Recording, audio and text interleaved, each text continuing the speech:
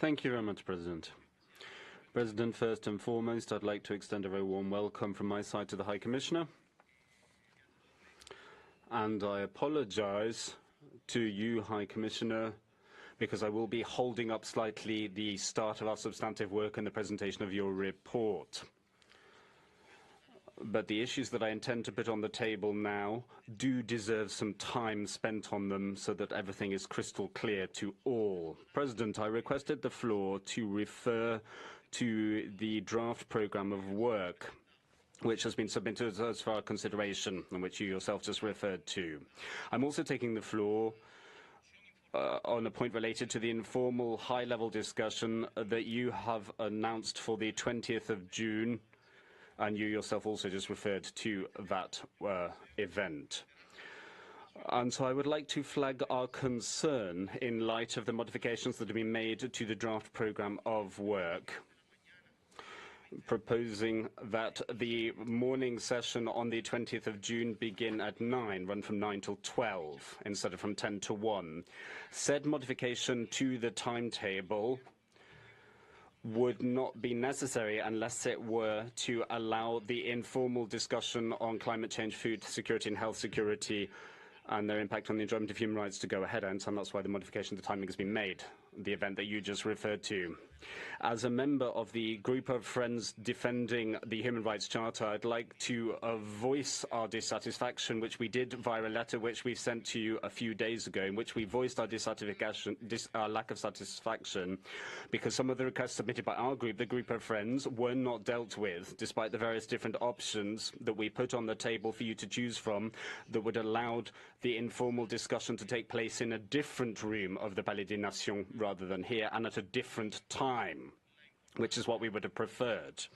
We'd like to underscore just how important it is to uphold and stick strictly to the provisions that are contained within the institutional package of conclusions, which is the Bible for the Human Rights Council, and which sets out the way in which we work, including the functions, capacity and mandate of the President and Bureau of the Human Rights Council, the mandate of whom, as we're all aware, is limited to organizational and procedural functions and roles. Resolution 5.1 of this Human Rights Council, adopted in 2007 following long hours of negotiation, is crystal clear thereon and cannot be is not open to interpretation. It's categorical and unequivocal in what it provides for. I think it's also important to make sure that, generally speaking, in terms of the way the Human Rights Council works, we need to have information on a timely basis. In the meetings with the different regional groups which you have participated in, President, states did not have the opportunity to put on the table their considerations and concerns with regards to or reacting to your suggestion for a high-level informal presidential discussion. And the information that was shared with us was general in those regional meetings, and we did not get the details. We only found out those after the invitation to the 20th of June event was sent to us, which we regret. We regret to find ourselves faced with this state of affairs, which we think could have been avoided with some simple, straightforward organizational steps taken, and which would not have required any unnecessary modification to the programme of work for this session. Thank you very much. I thank you very much, Your Excellency. I see that Eritrea is also requesting the floor. Eritrea, you have the floor.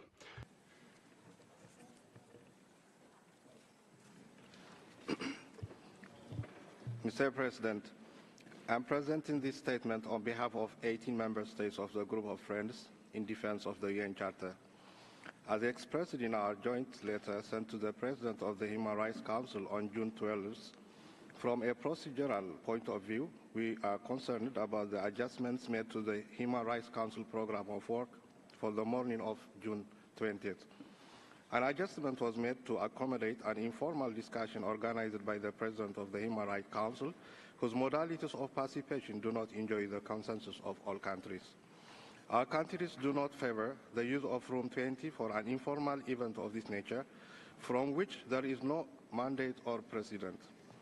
Our countries agree on the importance of continuing discussions on climate change, food security and health security, which contribute to the realization of the right to development and the promotion and protection of all human rights for all. However, our countries remain concerned about the President's intention to issue, quote-unquote, certain conclusions from this informal debate. It should remain clear that the mandate of the Human Rights Council Bureau is limited to organizational and procedural matters according to Article 10 of Section 7 of the Rule of Procedure of the Resolution 5/1, the Institution Building Package. This mandate does not leave room for interpretation. As the concerns raised by more than 20 states, several of whom are Council members, were not resolved, we request the Secretariat to register these concerns in the record and in the report of this session of the Human Rights Council. It should also be noted that this informal initiative of the President should not be interpreted as a precedent and that its conclusions cannot be used as a reference for any draft resolution, decision, report, or official document of the Human Rights Council. I thank you. Thank you very much to the representative of Eritrea. If there are no other requests for the floor, no other statements, if you'll indulge me, I'd like to share some thoughts and reactions responding to the points that have just been made by the distinguished representatives of Cuba and Eritrea. I think it goes without saying that as President of this Human Rights Council, my first responsibility, my first task is to respect and uphold our rules of procedure and to ensure the smooth functioning of the Human Rights Council. And it is against that backdrop that since taking up the reins of my office in full transparency, I confirmed the priorities that I submitted to you during my candidature when I was standing as a candidate for the President of the Human Rights Council. So I set out my stall with my priorities, including the issue or the topic which has been cited this morning and which will be the subject of the high-level informal presidential discussion next Thursday. Having set out my stall and shared what my priorities were, I was careful to be as transparent as possible and specific as possible since the beginning of my mandate in sharing with you my intention to ensure that the Human Rights Council, one way or another, attaches more importance to this issue and raises the profile thereof, because I underscored just how urgent and essential this issue of climate change, food security and health security was, and how strictly intertwined it was to promoting and ensuring human rights throughout the world. In the wake of sharing all that with you, I further went into the details of what I intended to do in my meetings with all the regional groups without exception, including the most recent regional group meetings that I have held. And I was met with a wave of understanding and approval. At least that's what I took away from the exchanges that we had at the regional group level with regard to my plan. Similarly, respecting the rules of procedure and the traditions and standards of the Human Rights Council, which are well established, the Bureau spoke about the topic, and you will find that referred to in the minutes of the relevant Bureau meeting, which were circulated to all of you, and have been updated. They have been sent to all delegations. That being said, I did receive the letter referred to by His Excellency the Ambassador of Cuba. He referred to that in his statement, and I responded to that letter, again sharing all relevant information, touching upon all the aspects that he referred to, making it clear that we are fully respecting the rules of procedure in organizing this high-level informal discussion. And I would like to repeat that this morning.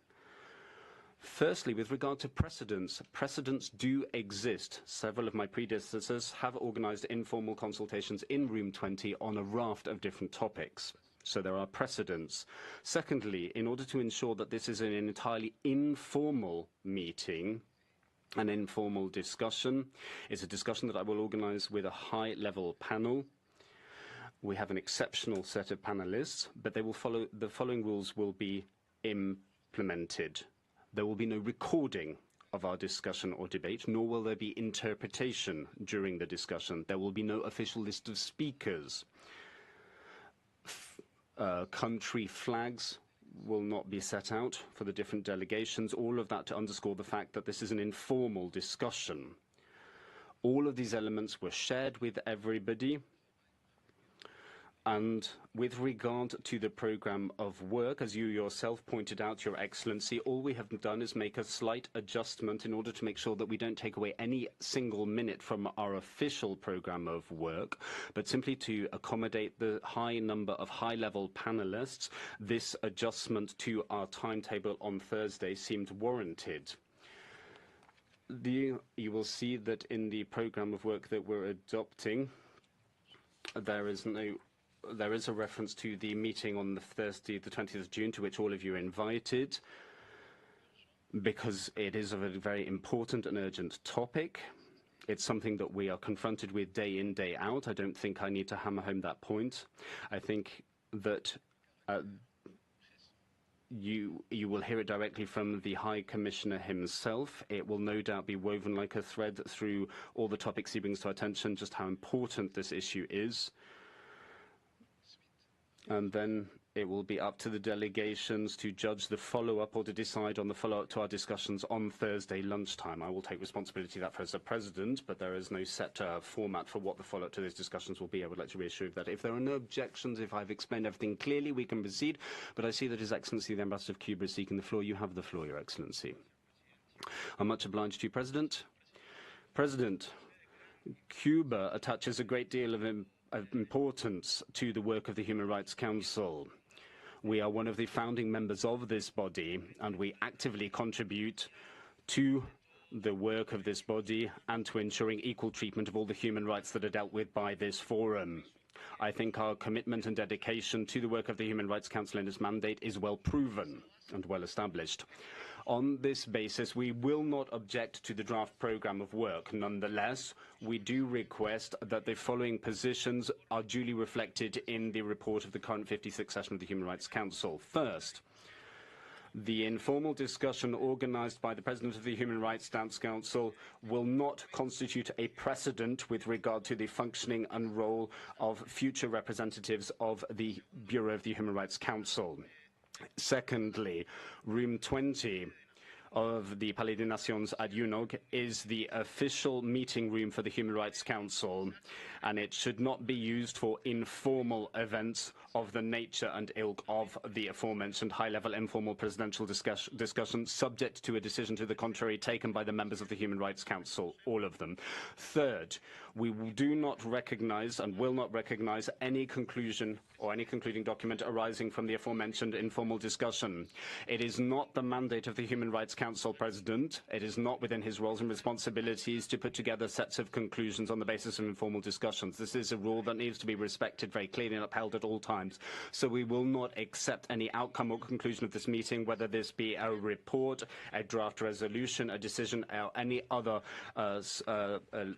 formal document of the Council or of its subsidiary bodies. Just to make that clear that we will not accept such an outcome. Thank you very much. Thank you very much, Your Excellency. Says the President, I've taken careful note of the points that you have made and your comments. If no other delegation wishes to take the floor on this particular topic, I will now share with you the draft program of work for approval. It is so approved.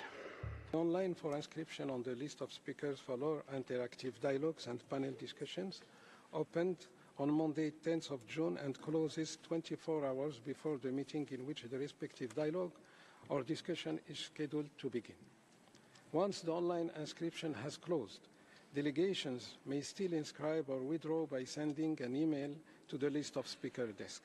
The list of speakers will close approximately 15 minutes after the beginning of each debate.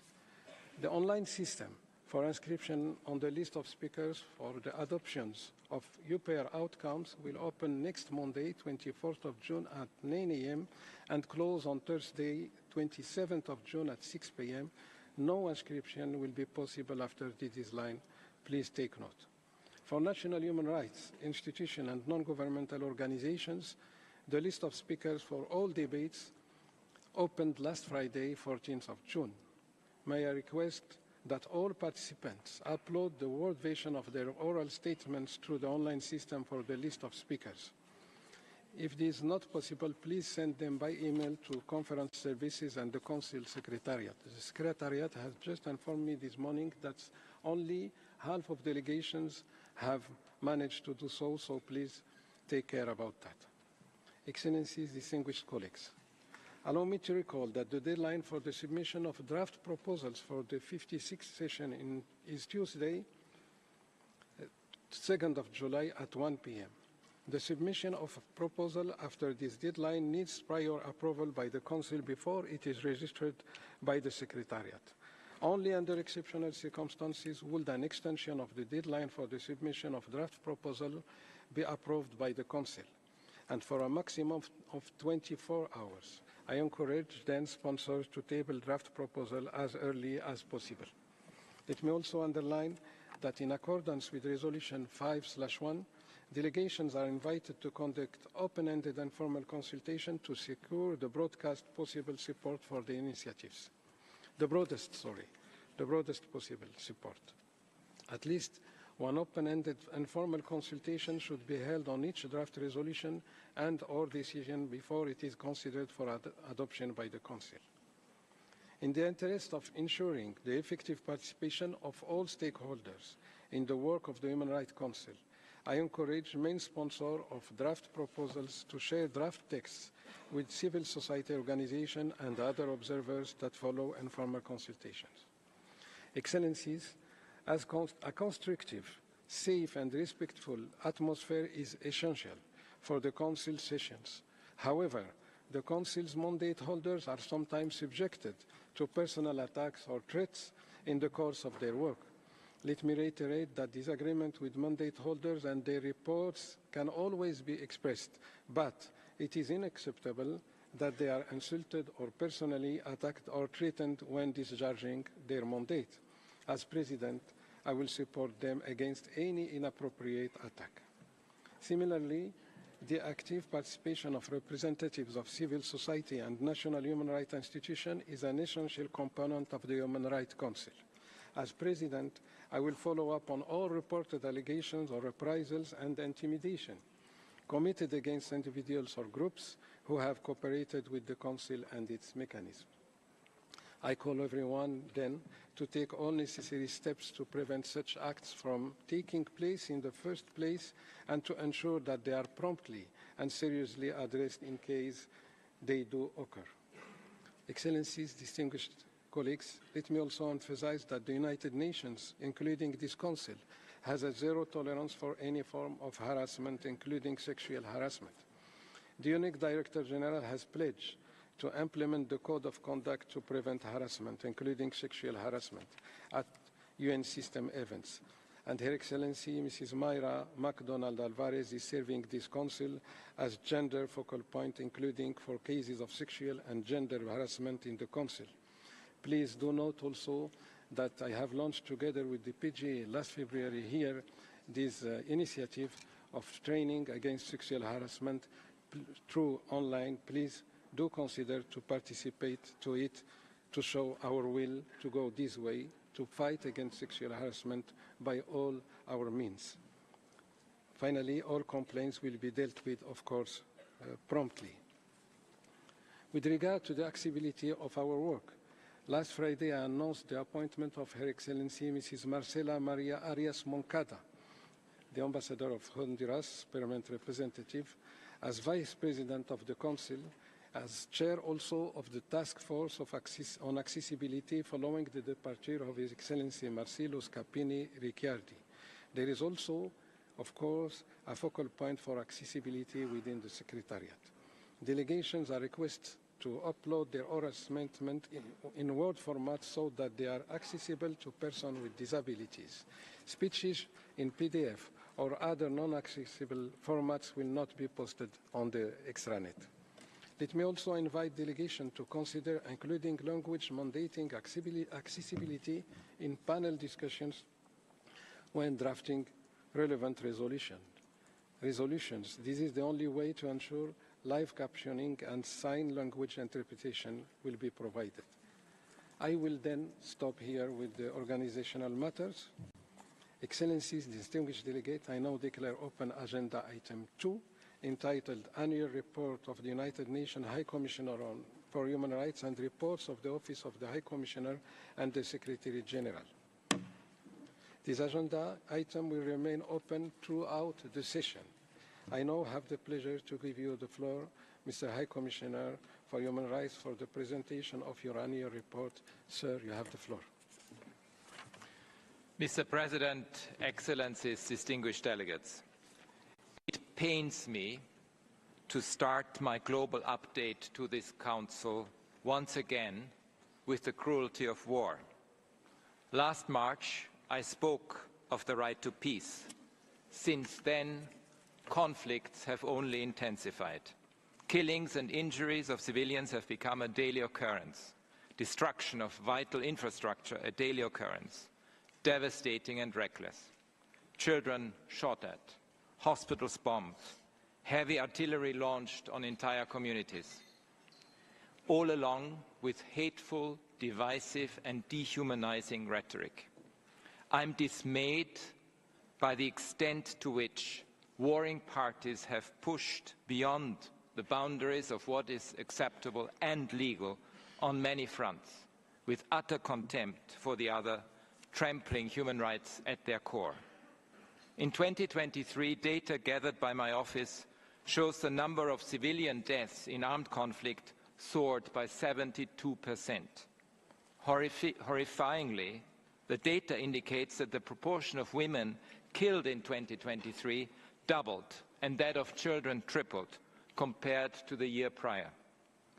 I'm appalled by the disregard for international human rights and international humanitarian law by parties to the conflict in Gaza. There has been unconscionable death and suffering. More than 120,000 people in Gaza, overwhelmingly women and children, have been killed or injured since 7 October as a result of the intensive Israeli offensives. Since Israel escalated its operation into Rafah in early May, almost 1 million Palestinians have been forcibly displaced yet again, while aid delivery and humanitarian access deteriorated further. The situation in the West Bank, including East Jerusalem, is dramatically deteriorating. As of 15th of June, 528 Palestinians, 133 of them children, had been killed by Israeli security forces and/or settlers since October, in many cases raising serious concerns of unlawful killings. In the same period, 23 Israelis have been killed in the West Bank and Israel in clashes with or attacks by Palestinians, including 8 members of the Israeli security forces. Israel's relentless strikes in Gaza are causing immense suffering and widespread destruction. The arbitrary denial and obstruction of humanitarian aid have continued, and Israel continues to detain arbitrarily thousands of Palestinians. This must end. Palestinian armed groups continue to hold many hostages, and in some cases in densely populated areas, putting them and Palestinian civilians at further risk. These hostages must be released. The patterns we have documented raise serious concerns about the commission of war crimes and other atrocity crimes. I call for the binding decisions of the Security Council and of the International Court of Justice to be respected. The occupation must end, accountability must be served, and the internationally agreed two-state solution must become a reality. I'm extremely worried about the escalating situation between Lebanon and Israel. Already 401 people have reportedly been killed in Lebanon, including paramedics and journalists. Over 90,000 people have been displaced in Lebanon, and over 60,000 have been displaced in Israel, with 25 Israeli fatalities. Thousands of buildings have been destroyed. I reiterate my call for a cessation of hostilities and for actors with influence to take all possible measures to avert a full-scale war. The situation in Ukraine continues to deteriorate. The recent ground offensive by Russian armed forces into Ukraine's Kharkiv region has destroyed entire communities. Residents, many of them older people, hid in basements without electricity, water, or adequate food, as the area came under intense attacks by explosive weapons with wide area effects. Repeated waves of large-scale attacks on energy infrastructure have destroyed 68% of Ukraine's electricity production capacity, bringing the system to a dangerous tipping point, especially ahead of winter. I will provide a dedicated update on this on 9th of July. Mr. President, Sudan is being destroyed in front of our eyes by two warring parties and affiliated groups. They have stoked interethnic tensions, denied humanitarian assistance, arrested human rights defenders, and flagrantly cast aside the rights of their own people. I put both generals on notice for their own responsibility in the commission of possible war crimes and other atrocity crimes, including through sexual violence and ethnically motivated attacks. They are ultimately responsible for the impact of their actions on civilians, including massive displacement, impending famine, and an intensifying humanitarian disaster. It is vital that ongoing mediation efforts, including by the African Union, bring this conflict to an end. Existing civilian initiatives to influence a future transition also need support. These processes must be inclusive to address the causes of this conflict that are rooted in discrimination and exclusion. During my mission to the Democratic Republic of Congo in April, I felt the immense suffering of civilians in the East, including those living in camps for internally displaced people, with continued attacks by armed groups, including the M23, the Allied Democratic Forces, Codeco, and others. Violence must end. Efforts of the government and regional and international actors must focus on bringing about peace, security, and trust. Hate speech and messages targeting people based on their ethnicity must stop, and the perpetrators brought to justice. Accountability is key, and the private sector, including businesses that extract resources, must also assume their responsibilities. While there is a decrease in intensity of hostilities in the Syrian Arab Republic compared to past years, there's no apparent end in sight to the conflict. With ongoing killings of civilians, destruction of civilian objects, sexual and gender-based violence, and arbitrary arrests and intimidation of peaceful protesters. Deaths in custody, particularly in areas under the control of pro-government forces, persist. Syrian returnees continue to face risks such as arbitrary arrest and detention and extortion, both in areas under the control of pro-government forces and in areas controlled by non-state armed groups. In countries that have undergone constitutional changes of power, including Burkina Faso, which I visited this year, Mali and Niger, we see transitions becoming longer and longer without meaningful national dialogue processes and with increasing restrictions on civic space to quash dissent. Moving forward with these transition processes can only be achieved through inclusivity. And in the case of Niger, it also means finding a solution that respects the rights of President Bazoum and his family. Civilians bear the brunt in the fight against non-state armed groups. A militarized approach alone will not yield sustainable results. The social contract between the transitional authorities and people must be restored urgently. South Sudan is a country exhausted by intercommunal violence and revenge killings, widespread attacks on civilians, extrajudicial executions, conflict-related sexual violence, mismanagement of resources, food insecurity, and large-scale displacement, including due to environmental factors. All these challenges are exacerbated in a fragile pre-electoral context. I urge the government to prioritize accountability, address localized violence, enhance the protection of civilians, investigate all alleged violations, and bring perpetrators to justice. Haiti is the quintessential example of the spiraling interconnection between entrenched inequalities and violence. Decades of exclusion, poor governance, corruption, and trafficking in weapons have contributed to endemic gang violence and the dramatic situation we are facing today.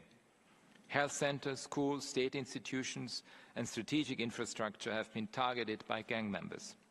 I call for the urgent deployment of the multinational security support mission in Haiti, with human rights safeguards included, to support the national police and bring security to the people of Haiti. I will not speak about the situation in Myanmar, since I will address it in greater detail after this session. Mr. President, we urgently need to find our way back to peace in line with the UN Charter and international law. As of the end of May 2024, the gap between humanitarian funding requirements and available resources stands at $40.8 million. Appeals are funded at an average of 16.1% only. Contrast this with the almost $2.5 trillion in global military expenditure in 2023, a 6.8% increase in real terms from 2022. This was the steepest year-on-year increase since 2009. In addition to inflicting unbearable human suffering, war comes with a hefty price tag. Mr. President, the far-reaching impact of war and conflict on the environment is also undeniable. Burning of land, chemical contamination of air, water and soil, destruction of civilian infrastructure, even the risk of nuclear catastrophe. This comes on top of some of the biggest challenges humanity faces today: climate change, biodiversity loss and pollution. And with every passing day, humanity's window of opportunity closes. La Niña and El Niño have inflicted severe damage on many countries, including in Latin America and the Caribbean. 61 million people in Southern Africa are affected by El Niño-induced drought and extreme weather worsened by climate change. Malawi, Zambia and Zimbabwe have declared a state of disaster, with more countries likely to follow. I echo the humanitarian community's warnings of a looming crisis in the face of imminent harvest failures. Like most crises, the climate emergency disproportionately affects the world's poor and most marginalized. Countries and communities who have contributed the least to creating it suffer its effects the most, notably in small island developing states, least developed countries, and landlocked developing countries.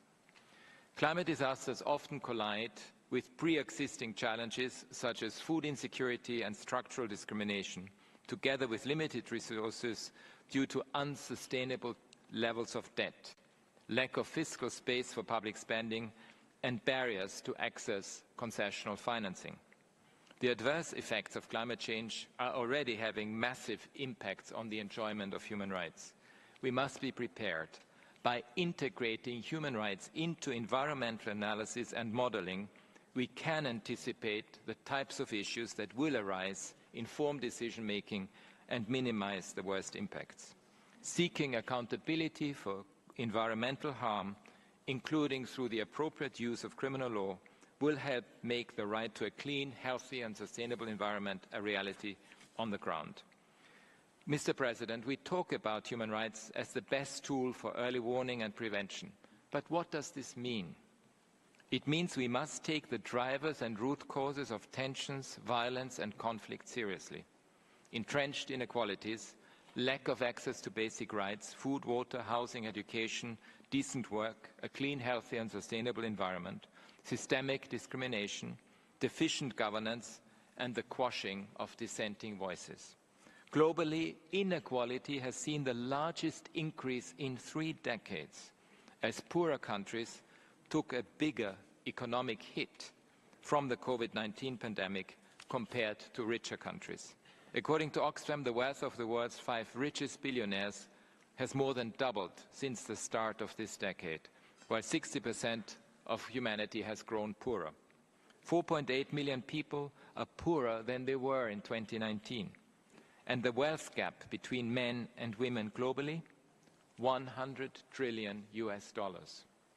We are a far cry from the 2030 agenda's promise to reach those furthest behind first. Almost half of humanity, some 3.3 billion people, live in countries where governments spend more on servicing their debts than investing in health and education systems for their people. While Sri Lanka's macroeconomic situation has improved, the impacts of the economic crisis, together with associated austerity measures, are affecting the poorest and already marginalized groups the most. Between 21 and 23, the poverty rate doubled from 13.1 to 25.9% and is expected to remain at such levels over the next few years. During my recent visit to the Lao People's Democratic Republic, I heard about the drastic impact debt servicing is having on public spending on social services, including social infrastructure, social protection programs, health and education. In my visits to both Laos and Malaysia, I welcomed the increased engagement with my office and with the UN human rights mechanisms, and I look forward to building on it further.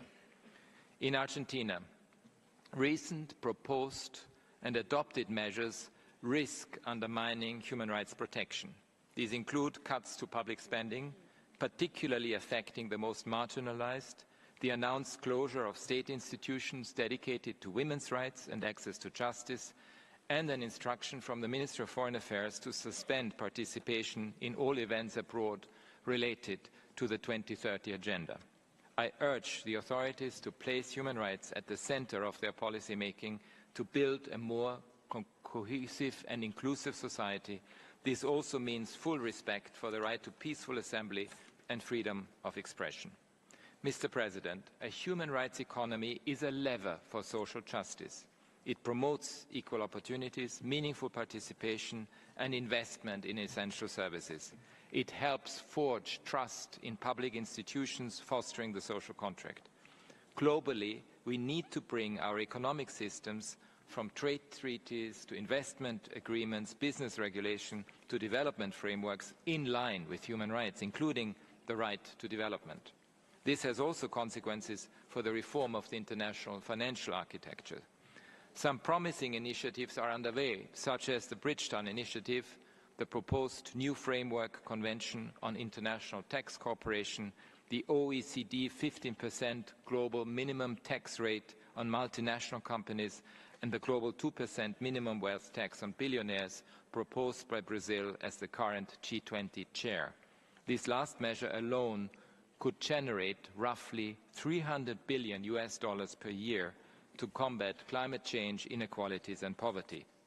I hope these initiatives are further triggers of the real transformation that is needed by working together to put human rights at the center of all economic decision-making.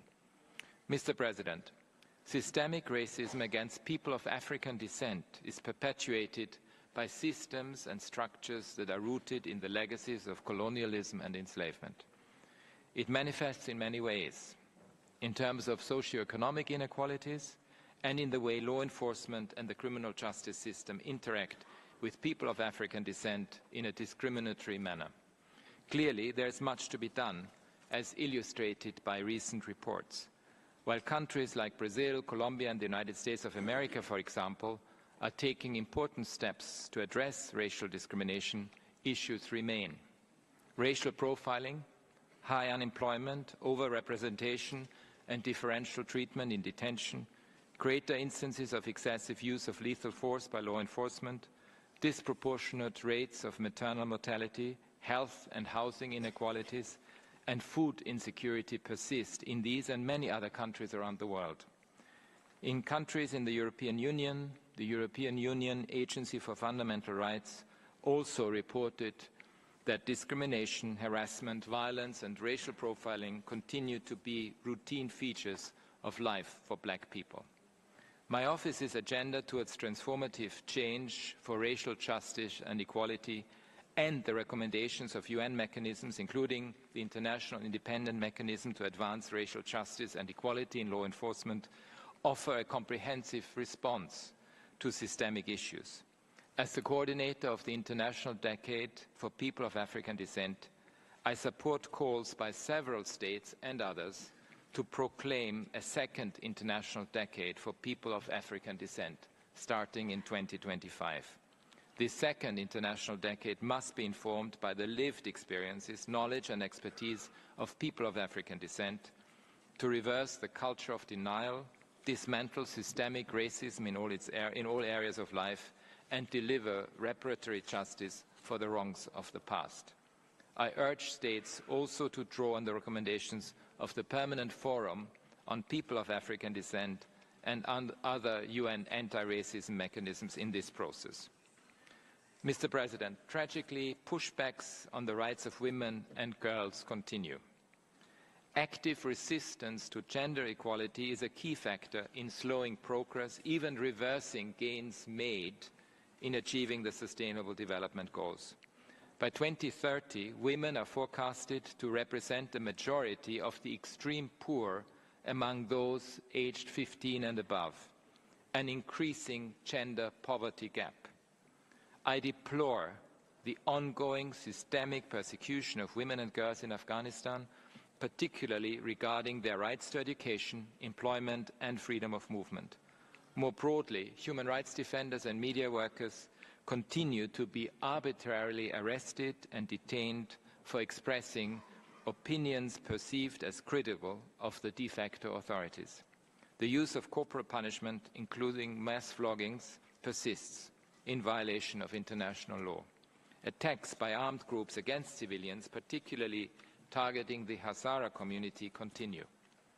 In the Islamic Republic of Iran, we continue to receive reports of violent crackdowns, including widespread arrests against women and girls for not wearing the hijab as instructed, as new measures to enforce the hijab law are implemented. The draft bill supporting the family by promoting the culture of chastity and hijab threatens to impose additional restrictive and punitive measures on women and girls. More generally, ahead of the presidential elections, I urge respect for the rights of freedom of expression and assembly and protection of journalists. I also reiterate my call for an immediate moratorium on the death penalty, given the reported spike in executions since the beginning of the year. While I have mentioned only some more salient examples, and there are more, let me be clear. No country is immune from regression in women's rights. Everyone must be vigilant and steadfast in countering this pushback, and with the same determination, challenge harmful narratives, embrace inclusivity, and respect the rights and dignity of everyone everywhere. I once again warn of the dangers of anti-Semitism, anti-Muslim bigotry, as well as divisive rhetoric and disinformation that cast migrants and refugees as the scapegoats for wider challenges in society, including socio-economic issues. This has become particularly fashionable among populists and far-right extremists in election campaigns in Europe, North America, and elsewhere. And a lot more work needs to be done to stem ongoing discrimination and exclusion on the basis of sexual orientation and gender identity. Any form of hate speech is unacceptable, dangerous for social cohesion, and a harbinger of worse to come. Mr. President, attacks continue against human rights defenders, journalists, and others who seek to shed light on violations and abuses, as do restrictions on civic space. We must do better for their protection. According to data from UNESCO, 72 journalists and media workers were killed in 2023, in large part in conflict situations. Data compiled by my office shows that at least 42 indigenous human rights defenders were killed in 2023 in 11 countries, most of them for defending the environment, their lands, territories and resources. This is almost certainly underreported. In Guatemala, I welcome the government's efforts to establish new mechanisms to strengthen protection of human rights defenders, journalists, indigenous leaders and justice officials as they continue to be under attack for having defended human rights, denounced corruption and called for accountability. In Yemen, however, I'm deeply worried about the well-being of 13 UN national staff who, along with dozens of staff from national and international NGOs and civil society, have been arbitrarily detained by the de facto authorities since the 6th of June. 6 of them, including 1 woman, are my national staff and have not had contact with their families, nor has the United Nations been able to access them. This is in addition to 2 UNESCO staff and 2 other of my staff who have already been arbitrarily detained for a lengthy period. The de facto authorities must immediately and unconditionally release them and harassment of their families must stop. I call on all states with influence to take urgent action to end this situation. The situation in Belarus continues to be very troubling. My office continues to receive reports of restrictions on freedom of assembly, association and expression, and persistent impunity. Over 1,300 people remain imprisoned on politically motivated and vague charges. I urge the authorities in Azerbaijan to review, in line with international human rights law, all cases of journalists, activists and other individuals arbitrarily deprived of their liberty, and to ensure their protection against ill treatment. All individuals arbitrarily detained must be immediately released. A worrying trend in terms of civic space is the consideration or adoption of so-called transparency of foreign influence laws in over 50 countries, including in the Republika Srpska entity of Bosnia and Herzegovina, Georgia, India, Kyrgyzstan, the Russian Federation, Slovakia and Turkey. These laws risk having serious chilling effects on the work of civil society, freedom of expression and of association.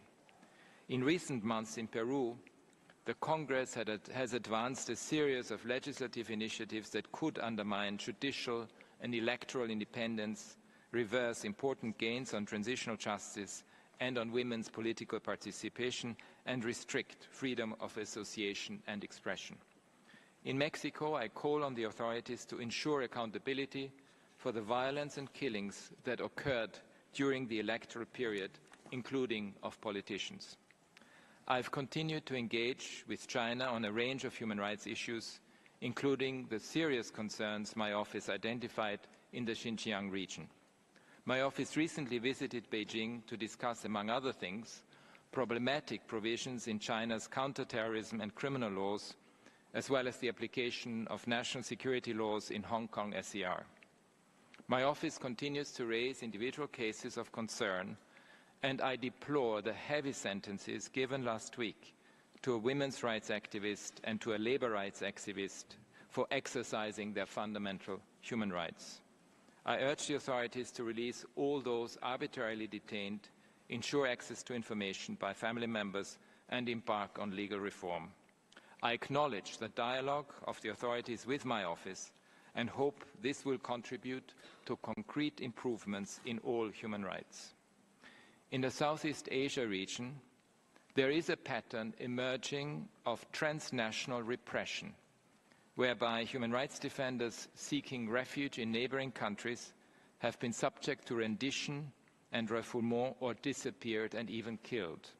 There are indications this trend may be becoming a global one, and so I urge all states to have zero tolerance for such actions and to ensure full accountability of their security forces. Mr. President, I would also like to share with you some developments on which to build further and which can give us hope. First, last year's commemoration of the 75th anniversary of the Universal Declaration of Human Rights demonstrated the strength of our commitment to the universality and indivisibility of human rights. Almost 800 pledges were made to advance economic, social and cultural rights, the right to development, the right to a clean, healthy and sustainable environment, and civil and political rights. Many have already been acted upon. For instance, 29 treaty ratifications were made by 20 states, with Kazakhstan, South Africa and Thailand having fulfilled their human rights 75 ratification pledges. More generally, I welcome recent ratifications of human rights treaties by Bhutan, Cote d'Ivoire, the Republic of Congo, South Sudan and Tuvalu. Morocco, Paraguay and Portugal led the launch of the International Network of National Mechanisms for Implementation, Reporting and Follow-up in May, which was their joint Human Rights 75 pledge.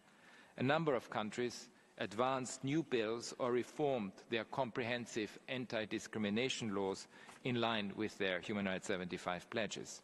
Adoption of legislation against gender-based violence in Dominica and St. Lucia is also welcome. Second, we continue to see a significant mobilization of people around the world demanding change to uphold human rights, equality and justice, nationally, regionally and globally. This includes many young people. It includes people taking extensive personal risk. and who are up against numerous barriers. Human rights provide the solid ground on which such movements can stand. Third, the international and regional human rights systems, despite significant constraints, continue to deliver for people.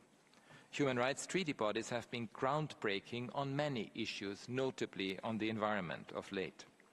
Their work is bolstered by that of regional and international courts and tribunals, such as the recent ruling by the European Court of Human Rights that states have justiciable, positive human rights obligations to protect against the growing risks of climate change. The International Tribunal on the Law of the Sea's advisory opinion on climate change is another example. It found that anthropogenic greenhouse gas emissions constitute marine pollution and that states have a binding obligation under international law to limit temperature rise to no more than 1.5 degrees centigrade. A March 2024 ruling by the Inter-American Court of Human Rights held a state responsible for violating the right to a healthy environment and not protecting against business-related harms to the environment. Such courts have also referenced the contributions of special procedure mandate holders, demonstrating the relevance of the system.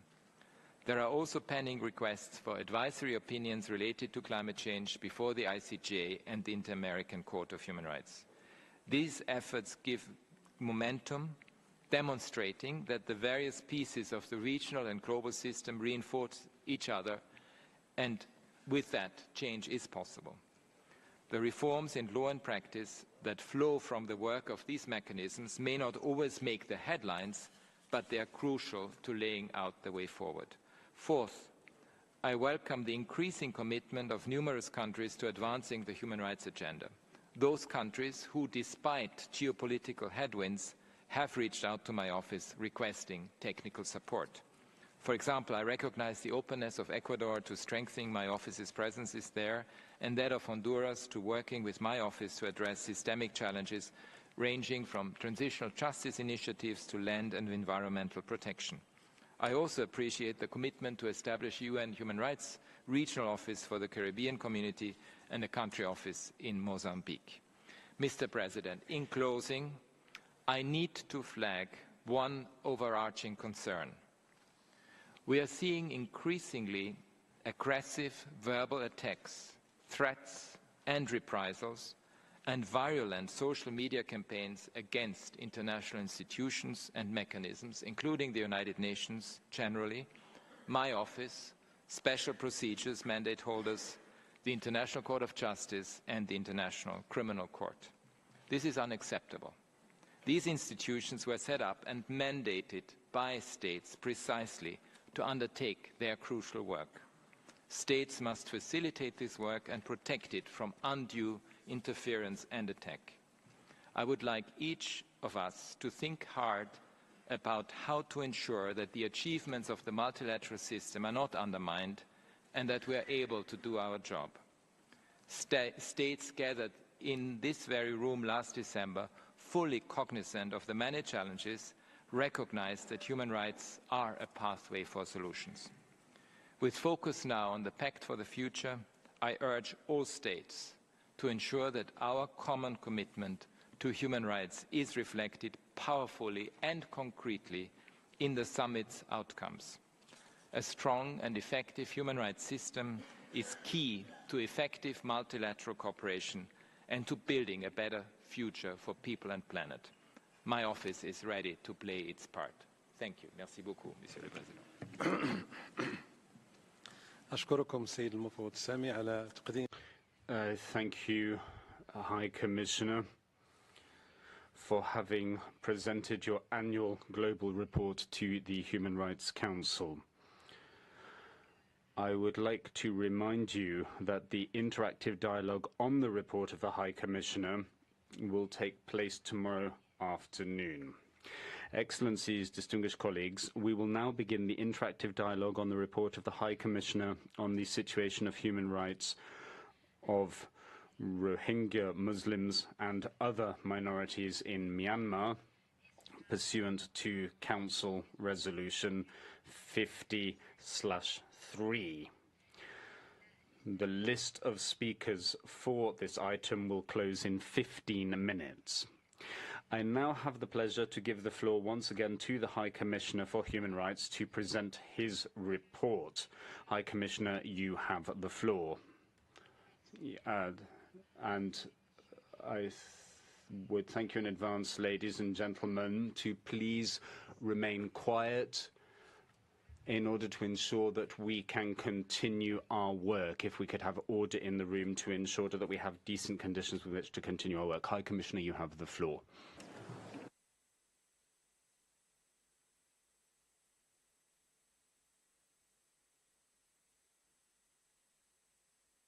عفوا سيد المفوض سامي يجب كذلك. High Commissioner, our apologies. Once again, ladies and gentlemen, if I could ask for quiet and calm in the room so that the High Commissioner can present his report. I will give 20 to 30 seconds to allow those who wish to leave the room, but I'd ask you to do so quickly so we can continue our work afterwards.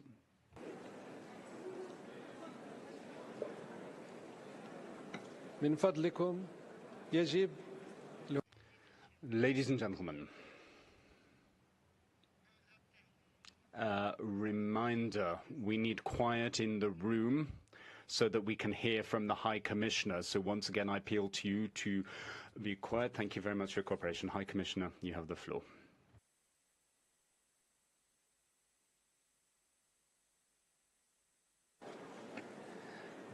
Mr. President, Excellencies, distinguished delegates, as we convene here in the Council, yet again discussing Myanmar, we are bearing witness to a country being suffocated by an illegitimate military regime. Myanmar is in agonizing pain, and the disintegration of human rights continues at breakneck speed. This is a crisis emblematic of a decades-long legacy of military domination, the stifling of dissent and division. And right now, these very same dynamics are playing out in a terrifying form with the Rohingya and Rakhine communities. We are hearing stories of horrific war tactics such as beheadings, midnight drone attacks, the burning of homes as people sleep, people being shot at as they flee for their lives. The military has lost control over a considerable amount of territory, so it is resorting to increasingly extreme measures: forced conscription, indiscriminate bombardment of towns and villages, brutal atrocity crimes. Mr. President, I've just returned from a visit to Southeast Asia. I had the opportunity to hear from Myanmar civil society on the spiraling regional impacts of the crisis and the urgent need for leadership and influence to halt this catastrophe. The Myanmar military continues to gain access to foreign currency and weapons it needs to sustain its campaign of terror, while international financial support for the people of Myanmar is meager at best. But I also witnessed a profound sense of hope. In my discussions with Myanmar civil society, human rights defenders and refugee communities, it was clear to see there is a new generation of young people from all ethnic communities leading the struggle to create an inclusive vision for the future of Myanmar. In Malaysia, I met with representatives of almost all ethnic communities together. A few years ago, it would have been unthinkable to meet with Rohingya and other ethnic communities around one table. I was moved by their solidarity and shared hopes. In Thailand, representatives of Myanmar civil society and human rights defenders from different communities and backgrounds were also united by a common sense of purpose. Their rejection of the military's seizure of power and violence, their demand for accountability, their desire for a better future. These young people have strong expectations of the international community. They seek for the extent of Myanmar's suffering to be genuinely acknowledged and given the attention it deserves. They hope that funding will be made available to those on the ground to deliver humanitarian assistance and services directly to communities throughout the country. They have risked their lives and livelihoods to help communities in need and resist the repression by the military. And with them, a future is possible.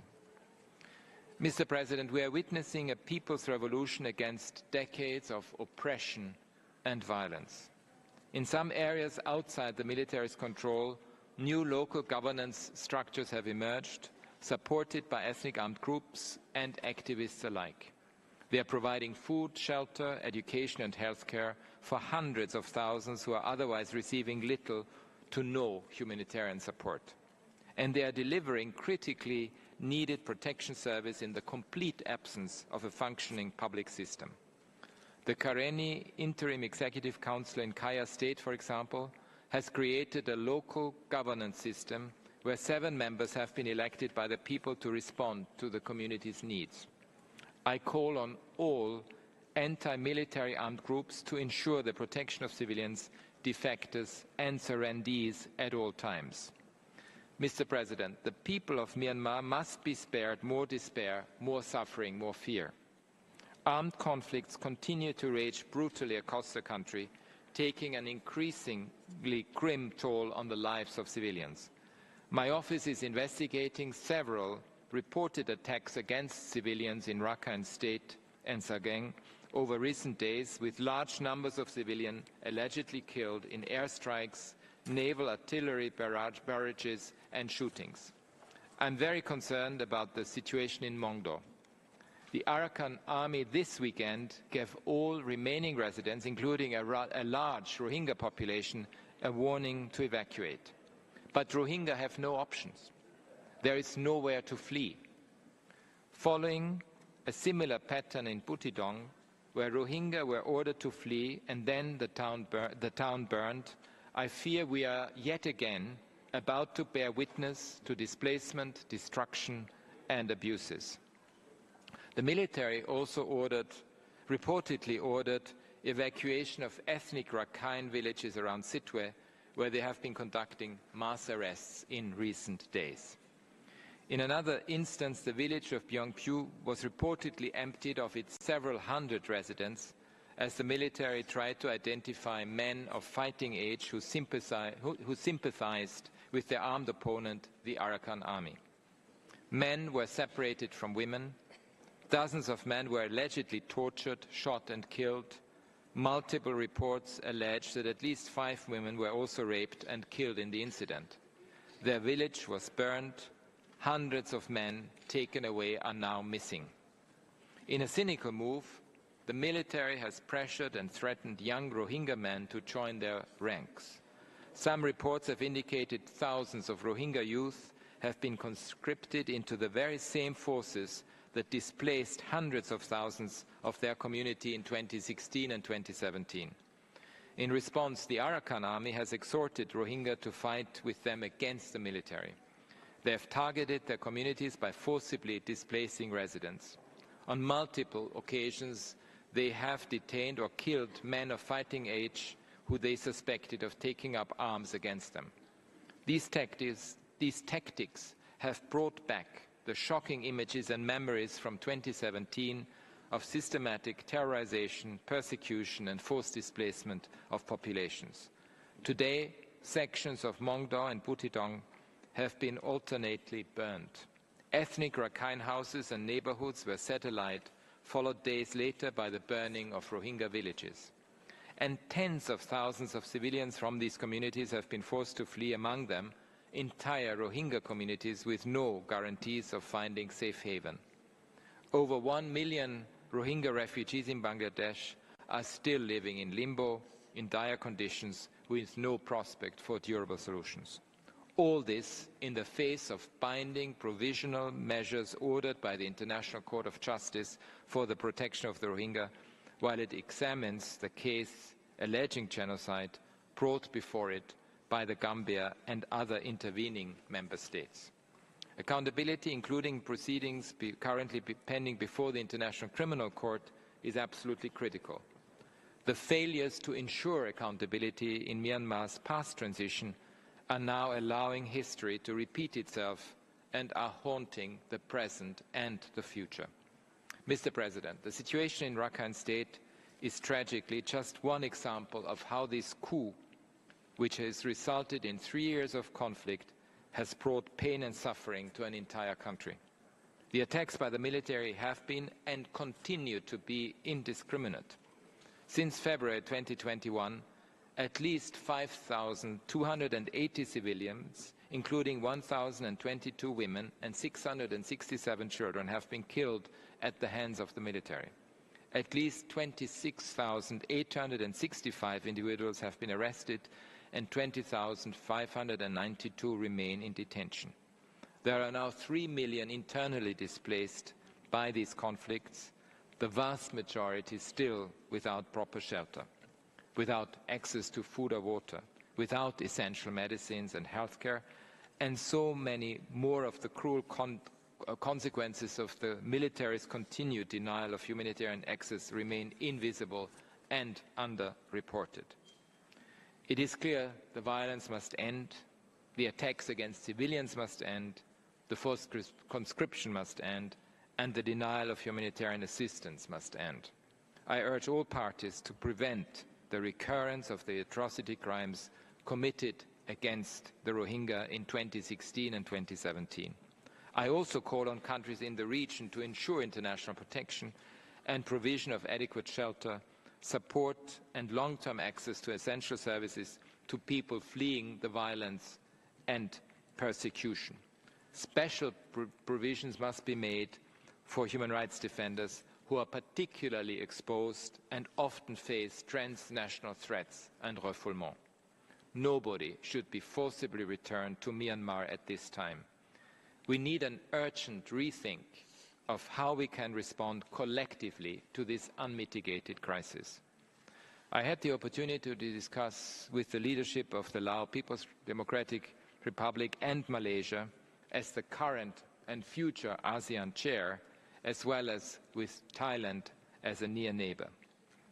It is time to go beyond the ASEAN 5-point consensus that has failed to stem the violence or restore democracy.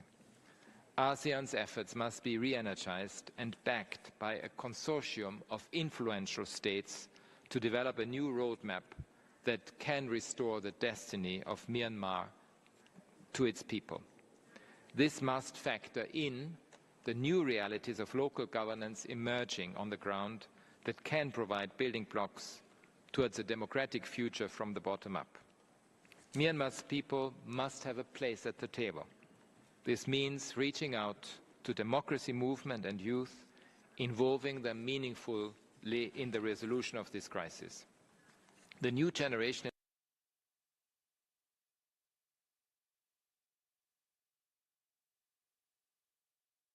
in Myanmar, particularly the women's leadership that has emerged, needs to be supported in a visioning process for the future of the country.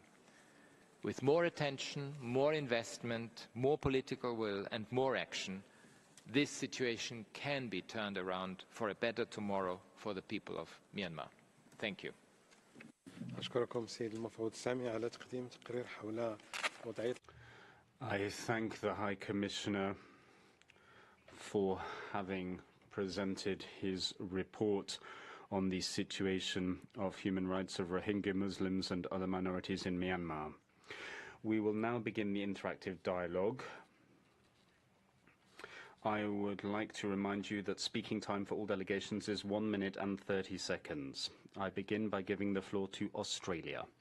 Australia, who will be speaking on behalf of a group of countries. You have the floor. Thank you, President. Australia is pleased to deliver this statement on behalf of Canada, Australia and New Zealand. We thank the High Commissioner for his report. We share the grave concerns expressed in recent statements from the High Commissioner, the IAMM and Special Rapporteur that detailed targeted attacks against civilians, including Rohingya, which has led people to flee to the Bangladesh border and hampered humanitarian access. We're also concerned by reports of displacements in Buttidaung and call on all armed actors to ensure the protection of civilians. The military regime's implementation of the 2010 conscription law is increasing displacement of people and contributing to further instability and violence. We're gravely concerned by reports of forcible recruitment of children by the regime. We call on all states to prevent or halt the flow of arms, military and dual-use materials, including aviation fuel, to the Myanmar military. We remain resolute in our support for the people of Myanmar. High Commissioner, can you please provide more information on the unique needs of women and girls who are internally displaced and what can be done to strengthen their protection? I thank you. Thank you. I give the floor to the European Union. Thank you. The EU thanks the High Commissioner for his report and update. The EU condemns the repressive actions of the Myanmar military. All violence against civilians must cease. Conflict continues to escalate across Myanmar. In Rakhine State, the reported forced recruitment of Rohingya is further dividing communities and bringing to the surface deep-seated ethnic tensions and mistrust, making it increasingly dangerous for all civilians. Ensuring justice and accountability for all human rights violations and abuses committed by any actor is crucial. The role of the IIMM remains key.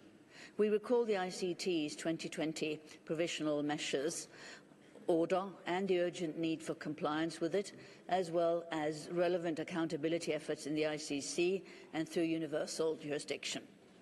We welcome the appointment of the Special Envoy of the UN Secretary-General and call for greater leadership and coordination of the UN system humanitarian effort on the ground, including through the appointment of a UN resident coordinator. The EU calls on all parties, in particular the Myanmar military, to allow the complete, safe and unhindered humanitarian access to all persons. High Commissioner, how important is the flow of dual-use goods and jet fuel in the context of human rights violations and abuses? Thank you. أشكركم سيدة السفيرة وأعطي الكلمة للوكسمبورغ. سيد السفير لكم الكلمة علما أنكم ستتدخلون باسم مجموعة من الدول.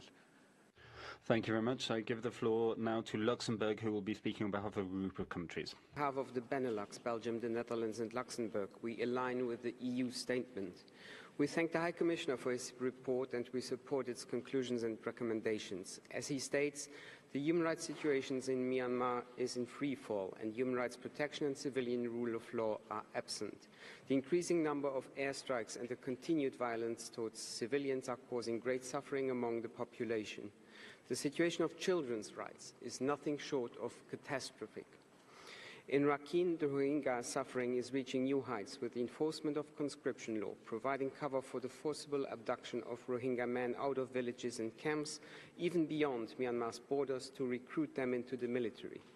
These violations and abuses show the urgent need for the parties concerned to adhere to the ICJ's provisional measures, also concerning the safe return of Rohingya refugees to Myanmar, which is currently not a possibility.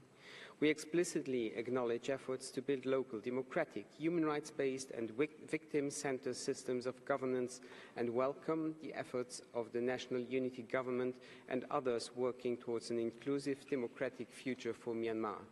High Commissioner, you have recently returned from a mission to the region to visit Malaysia, Laos, PDR and Thailand. How can the international community, in particular the ASEAN and OIC member states and other partners of Myanmar, act concretely for justice for the Rohingya and a better future for all? I thank you. Thank you, Ambassador. In 15 minutes from now, the list of speakers will be closed on this interactive dialogue. And I give the floor now to Pakistan. On behalf of the Organization of Islamic Cooperation, Pakistan, you have the floor. Thank you, Mr. President. We thank the High Commissioner for the presentation of his report. The OIC Group is deeply concerned at the resumption of hostilities in Rakhine State and at the recent reports of violence, forced displacement and property destruction against the Rohingya Muslims in Butidang Township in Rakhine. The OIC Group urges all conflicting parties to protect the Rohingya Muslims and ensure their safety and security. We also express grave concern at the forced recruitment and use of Rohingya as a human shield by the warring parties in Rakhine and urge them to immediately put an end to this illegal conscription and allow Rohingya already conscripted to return home. We urge Myanmar to implement all recommendations of the Advisory Commission on Rakhine State, including a clear pathway to citizenship for the Rohingya, fully comply with ICJ's provisional measures and cooperate with all ongoing international accountability mechanisms, allow the full, safe, unhindered and immediate access of humanitarian actors to provide humanitarian assistance, and commence repatriation of the Rohingyas from Bangladesh and other host states to Myanmar with rights, safety and dignity at a suitable time. Mr. President, in the context of decreasing funding in Joint Response Plan, we call on the international community to keep investing in the well-being, safety and dignity of Rohingya and help realize their right to return to their homeland in Rakhine. We also urge the OHCHR to closely monitor the situation in Rakhine and play an active role in pursuing a durable solution to the crisis, including through contributing to accountability processes. I thank you, sir. Shukran, Said Safir. I thank you, Ambassador, and I give the floor to Denmark on behalf of a group of countries. Thank you, Mr. President. The Nordic Baltic states remain deeply disturbed by the frequent and credible reports of serious violations and abuses of human rights and international law in Myanmar.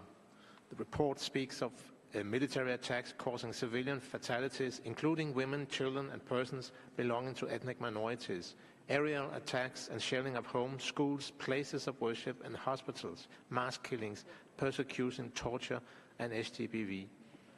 The forced and prolonged recruitment of conscripts, including forced recruitment of children, exacerbates the civil war. It disrupts society at every level and fuels identity-based violence.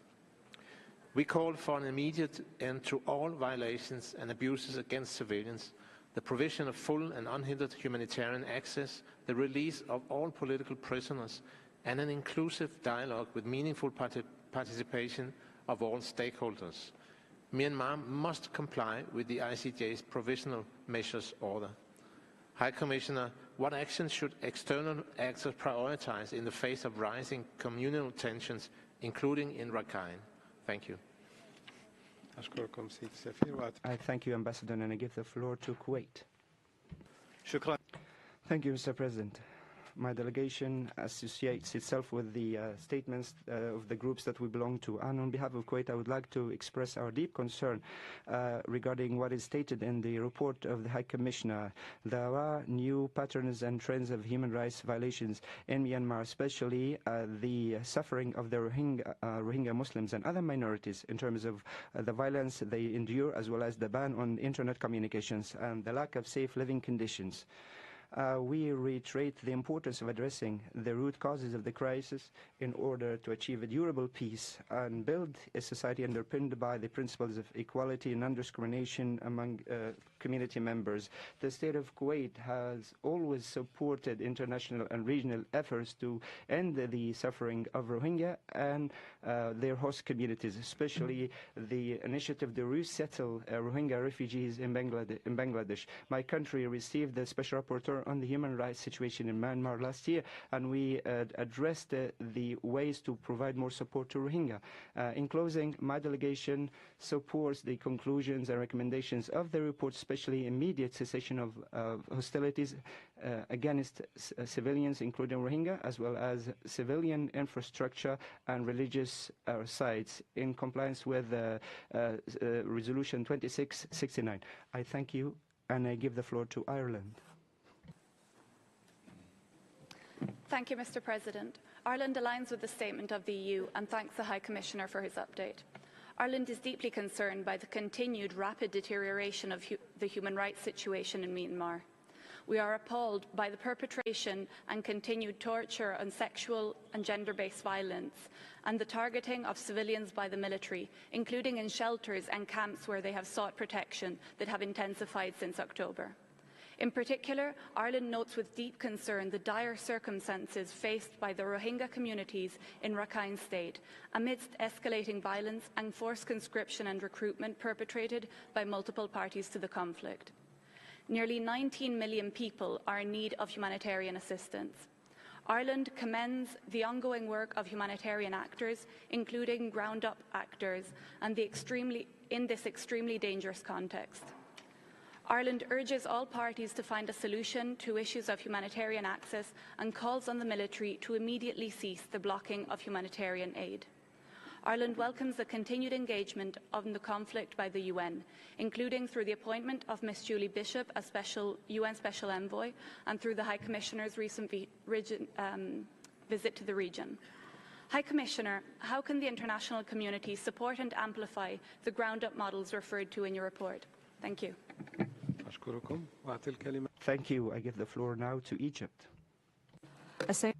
Mr. President, Egypt takes note of the report of the High Commissioner on Myanmar, and we fully condemn all violations against Rohingya, and we express our regret that their tragic situation continues to exist. We call on the government of Myanmar to put an end to these violations by taking measures to provide protection for them and find a durable solution to the crisis. Egypt makes all efforts at the regional and international efforts to achieve accountability. We call on the Office of the Commissioner to cooperate with the Organization of Islamic Cooperation, given the centrality of the role of the organization. We also appreciate the role of Bangladesh and other neighboring countries and their continued efforts to address the repercussions of the crisis, and we call on the international community to render support to host countries and to find practical and durable solutions. Thank you, President. Je donne maintenant la parole au Japon. Thank you. I now call Japan. Thank you, Mr. President. And I also thank you, High Commissioner, for your insightful report. Japan remains seriously concerned about the continuing deterioration of the human rights situation in Myanmar since the coup. Japan strongly condemns the Myanmar's military's continued failure to try to resolve the situation by peaceful means, while many innocent civilians are killed and wounded daily by air strikes and other acts of violence around the country, including Rakhine State. Japan is seriously concerned that the introduction of a conscription by the Myanmar military would throw the country into the greater turmoil. We once again urge all the stakeholders to refrain from the violence and work together towards a peaceful resolution of the situation. It is crucial to improve the human rights and humanitarian situation in Myanmar in a manner that reflects the will of the people of Myanmar.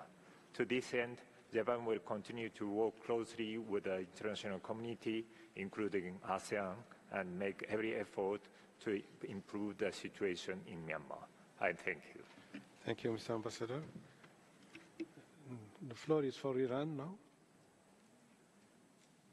Iran. Thank you, Mr. President. The Islamic Republic of Iran aligns itself to the statement of the group it belongs to. We thank the High Commissioner for his report and ask for more concentration in his future report on the rights of the Rohingya Muslims. Mr. President, the protracted and hate-driven unnatural disaster that unfolds day by day in Myanmar's Rakhine State has left the Rohingya minority as the main victim and sufferer of the conundrum. With consideration of expanding problems for Rohingya minority, including the increasing number of displaced people, unregistered identities, and right-deprived women and children that are facing existential threats, the dreadful situation of human rights for Rohingya Muslims should be prevented from marginalization in this Council. Regarding the current situation, we expect the authorities in Myanmar to ensure the political, security, humanitarian, and human rights of Rohingya minority and exert maximum efforts to improve the socio-economic conditions for the Rohingya minority, mainly by taking effective measures to prevent their misplacement and displacement from their homeland. In conclusion, appreciating the overcapacity admission of the Rohingya refugee by host countries, we call upon consolidation of our common efforts for alleviating the refugee crisis and equally sharing the burden of this plight. I thank you. Merci. Thank you. I now give the floor to UNICEF. Thank you, Mr. President. UNICEF welcomes the High Commissioner's report and the opportunity to highlight the impact of the conflict on the rights of children. UNICEF is on the ground in Myanmar, where children are bearing the brunt of the conflict. A record 3.1 million people have been displaced, with nearly 40% being children facing multiple rights violations and deprivations. Grave child rights violations verified by the UN continue to rise. In 2023, the number of children recruited and used by parties to the conflict surged by over 498% compared to 2022. The increasing use of landmines and the explosive remnants of war are putting civilians at grave risks, including children who account for over 20% of civilian casualties. Constraints on access and disruptions to essential services, including health and education, continue to have a devastating impact on children, 4.5 million of whom have limited to no access to learning. Schools and health facilities are increasingly under attack, further shrinking the already limited sanctuaries for children. UNICEF urges all parties to the conflict to comply with international humanitarian and human rights law, to end grave child rights violations, to allow safe, unimpeded and sustained humanitarian access to children in all areas, and to take all necessary measures to prevent and stop all forms of violence against children. We stand ready to support. Thank you. Merci. Thank you. I now call Sierra Leone. Mr. President, Sierra Leone thanks the High Commissioner and his office for the detailed and thorough report on the human rights situation of Rohingya Muslims and other minorities in Myanmar, pursuant to Resolution 53. We express our deep concern at the continuing reports of human rights violations and abuses against Rohingya Muslims and other minorities in Myanmar. It is imperative that we hold those responsible for these violations to account. The pursuit of justice and accountability must be a priority to ensure that such atrocities are not repeated. In this regard, Sierra Leone supports initiatives to bring perpetrators to justice through international mechanisms and supports the continued mandates of the Independent Investigative Mechanism for Myanmar. We commend the efforts of regional organizations, including ASEAN, to address the crisis in Myanmar. Sierra Leone recognizes the significant burden placed on neighboring countries, particularly Bangladesh, in hosting large numbers of Rohingya refugees. We call on the international community to provide continued and increased support to these host countries to alleviate the humanitarian crisis and to ensure that the rights and needs of the refugees are adequately addressed. We also urge the government in Myanmar to cooperate fully with the human rights mechanisms and to take immediate steps to end all forms of violence and discrimination against Rohingya and other minorities. It is essential that Myanmar complies with its obligations under international human rights and humanitarian law, and I thank you, Mr. President. Je vous remercie. I thank you. I now give the floor to the delegation of Turkey. Thank you, Mr. President. We thank the High Commissioner for his report. The situation in Myanmar has been deteriorating since the military coup in 2021. We are concerned by increased fighting and the worsening security situation since last October. The reports of atrocities against civilians in the Rakhine State, particularly against the Rohingya Muslims in recent months, resulting in the forced displacement of thousands of people, continue to be a cause of concern. Rohingyas have long been recognized as one of the most persecuted groups in the world. It is the joint responsibility of the international community to find a lasting solution to the crisis. We call on all parties to the conflict to prioritize protection of civilians and prevent further incitement of violence, and to allow access to the region for the immediate and unhindered flow of humanitarian assistance. Creating the necessary conditions for the safe, voluntary and dignified return of the Rohingyas to their homeland is essential. The ruling of the International Court of Justice on the admissibility of the Gambia's application is also a crucial step forward. We will continue with our relief efforts to the Rohingya refugees, which cover various fields, including health, housing, education, and income-generating projects. I thank you. Je vous remercie. I thank you. I now call the Ambassador of Indonesia. Thank you, Mr. President. We are gravely alarmed by the intensified violence and hostilities in Myanmar, which have widespread and further worsened the dire human rights and humanitarian situation in the country.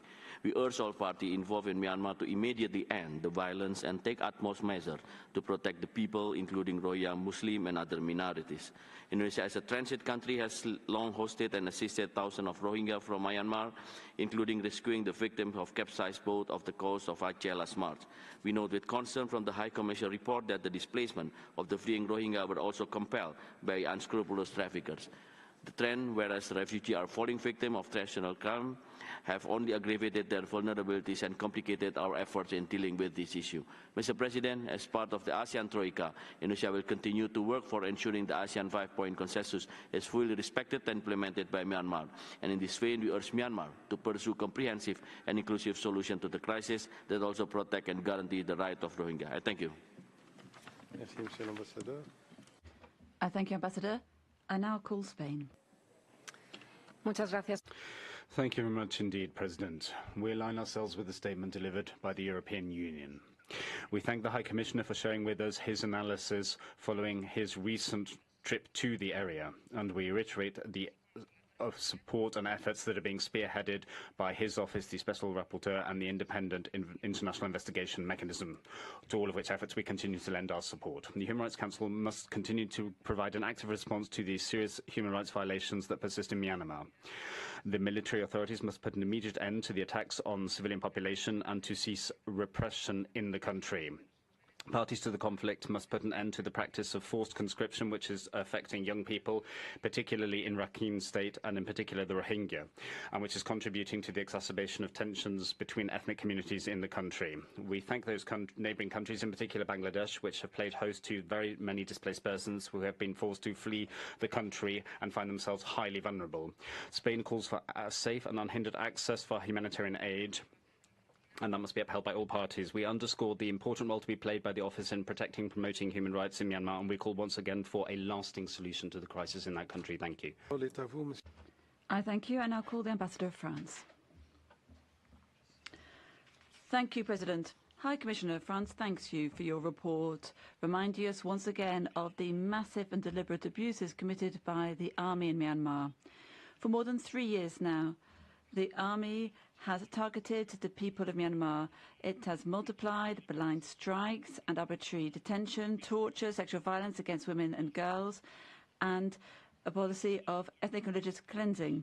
The shelling of the hospital in Chin State last month is yet another example of the regular targeting of the population and civilian infrastructure. The issue of the rebellion armies over recent months shows the increasing attacks of the army against the civilian population.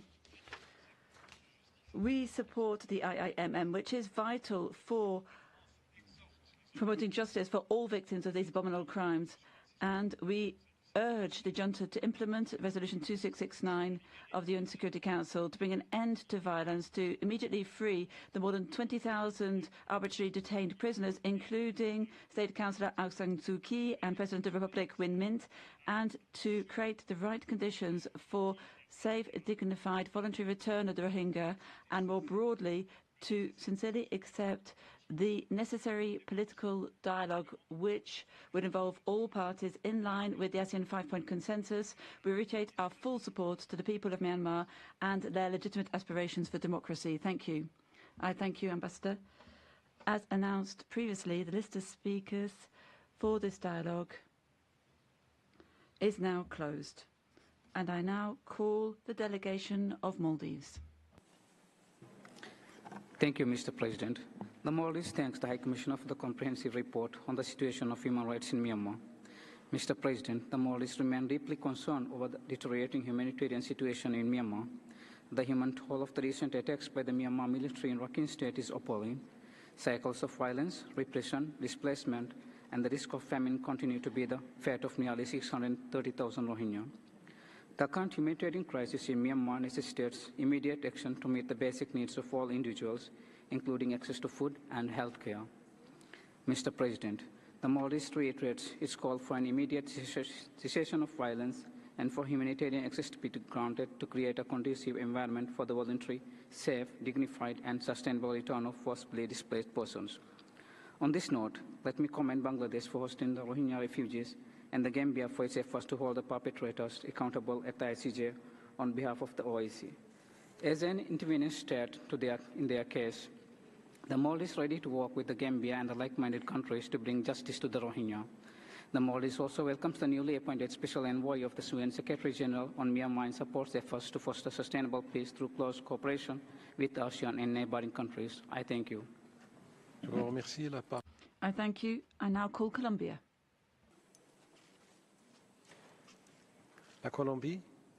Colombia, please.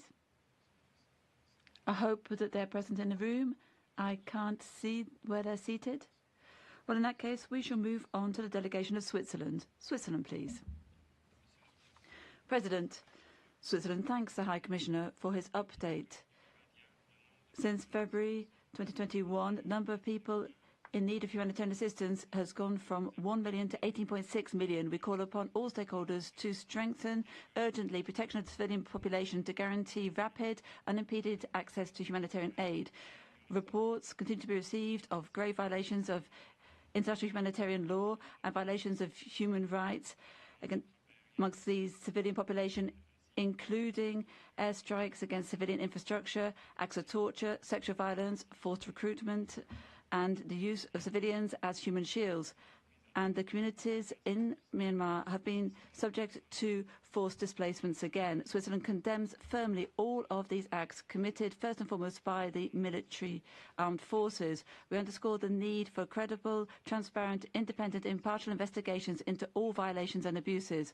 Switzerland is profoundly concerned as to the lack of will of the parties to engage in an inclusive dialogue to seek a political solution, a non-violent solution to this major crisis. Switzerland urges the military authorities and all parties to the conflict to fully and rapidly implement Resolution 2669 of the Security Council. Thank you. President, High Commissioner, the Myanmar issue is very complex, with intertwined internal and external factors.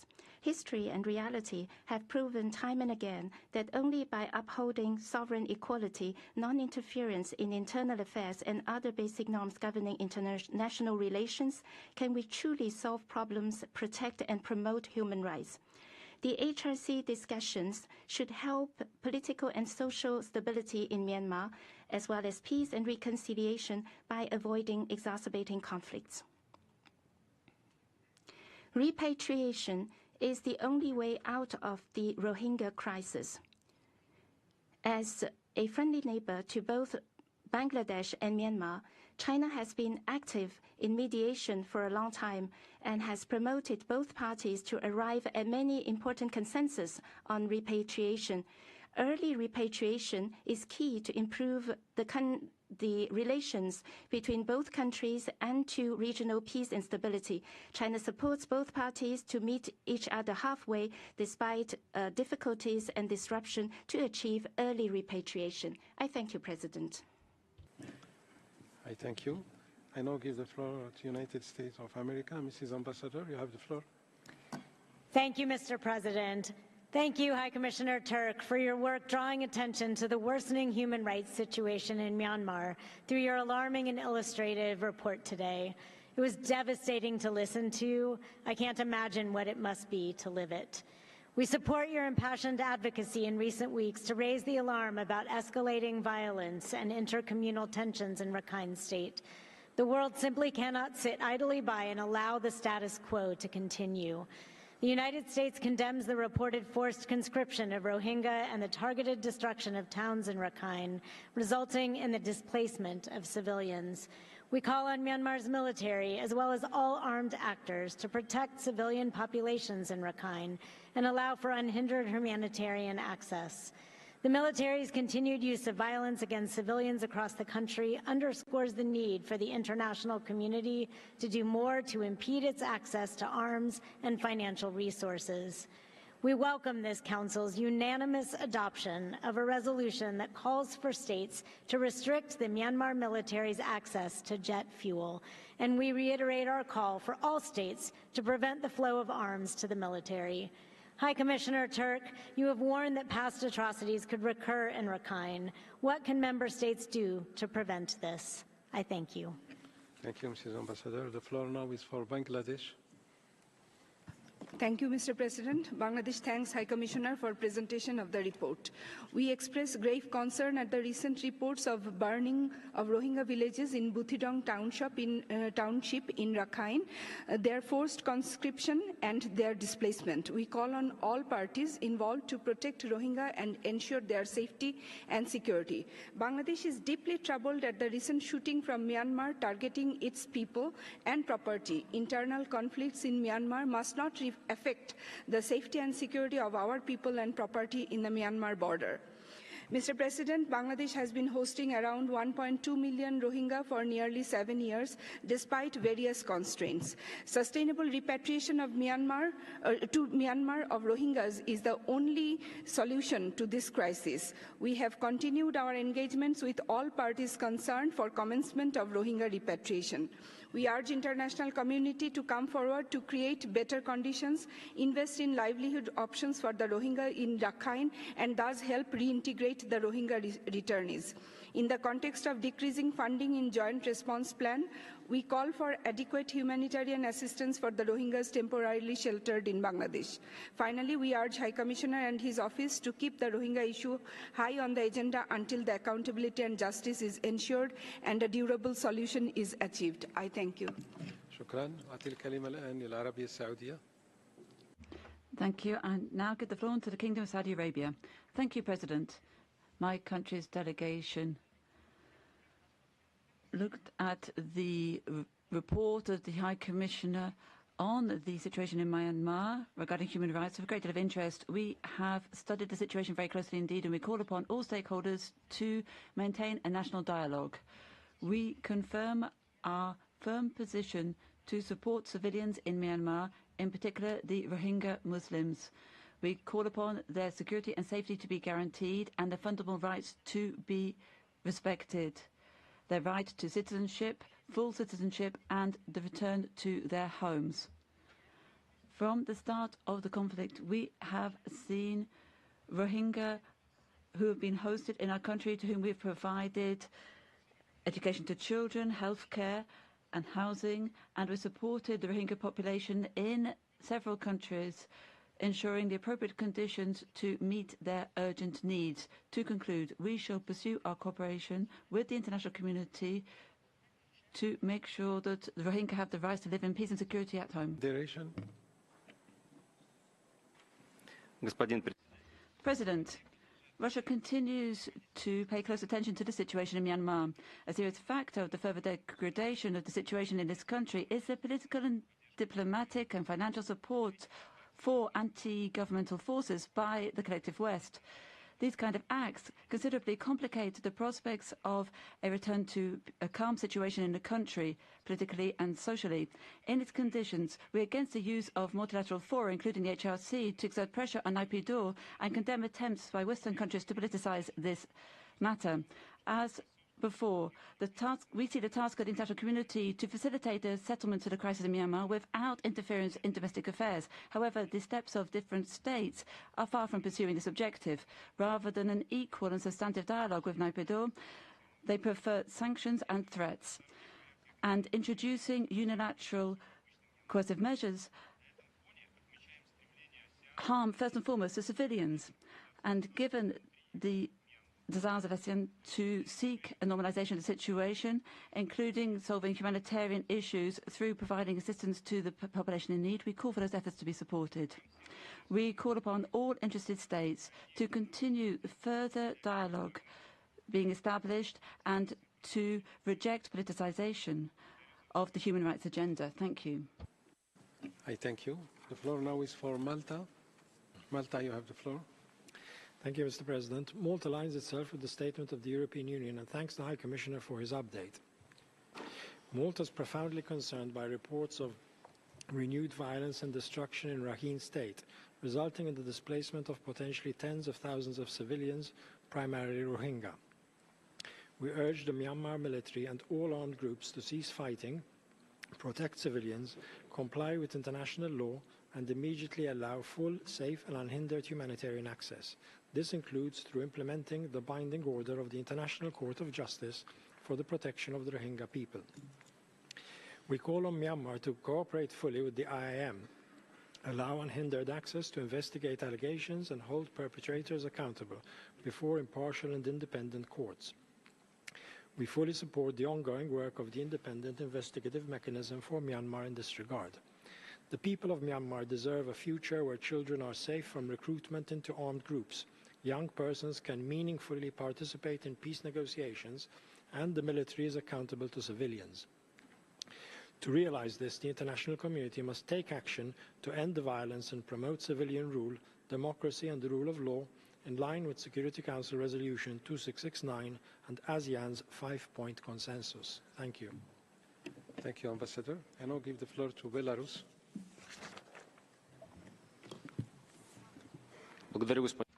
Thank you, President. We're concerned with the ongoing politicization of the HRC's mandate on Myanmar and the fact that the country concerned does not consent to this process.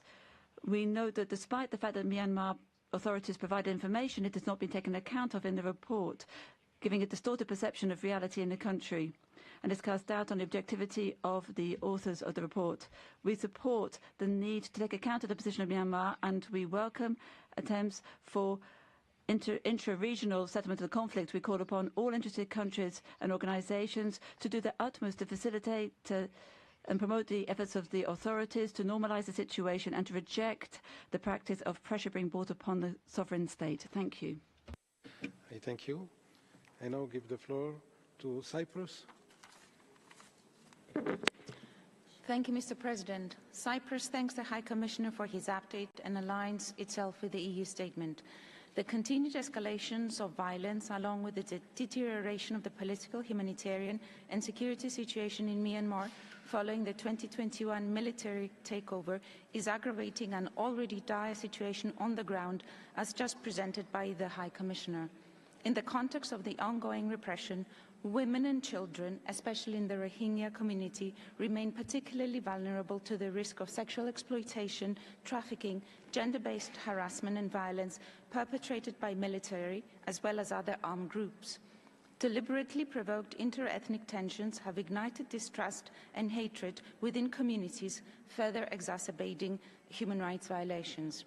Compliance with the ICJ's provisional measures and order, as well as the accountability efforts at the ICC, are imperative to end the violence. Cyprus calls for the safe, full and unhindered humanitarian access, especially to vulnerable communities, in line with international humanitarian law. I thank you. Thank you, Madam. The floor now is for Malaysia. Mr. President, while we witness the televised genocide of other crises, we should not turn a blind eye to the brutal killings of the Rohingyas. We strongly urge all parties to immediately cease violence, exercise utmost restraint, and uphold international humanitarian law, and to take all necessary measures to defuse tensions and ensure the protection and safety of all civilians. We call on all parties to take urgent steps to create a safe and conducive environment for the timely and safe delivery of humanitarian assistance to all those in need without discrimination. Malaysia appreciates the strong support by the international community with regard to the implementation of the ASEAN 5-point consensus. We would like to see real and meaningful progress in its implementation, especially by the Myanmar's military authorities. A conducive environment for political dialogue must be created to ensure that the democratic aspirations of the people are fulfilled.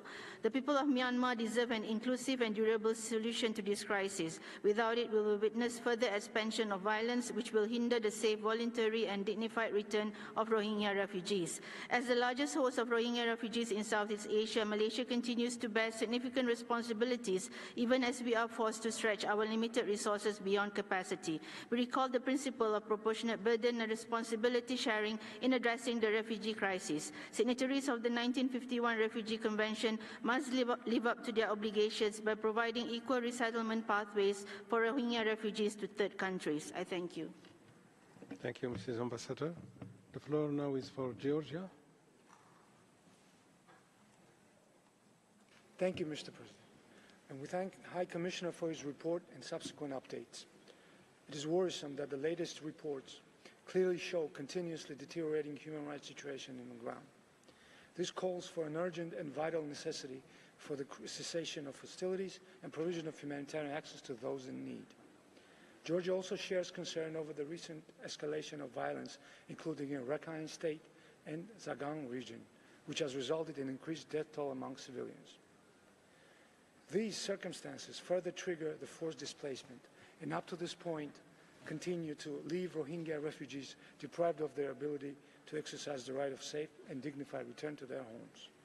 Georgia reiterates the necessity of prioritizing protection of civilians and reaffirms its support to the call of the High Commissioner for unhindered humanitarian access to the population of Myanmar, which is in dire need of life-saving assistance. Thank you.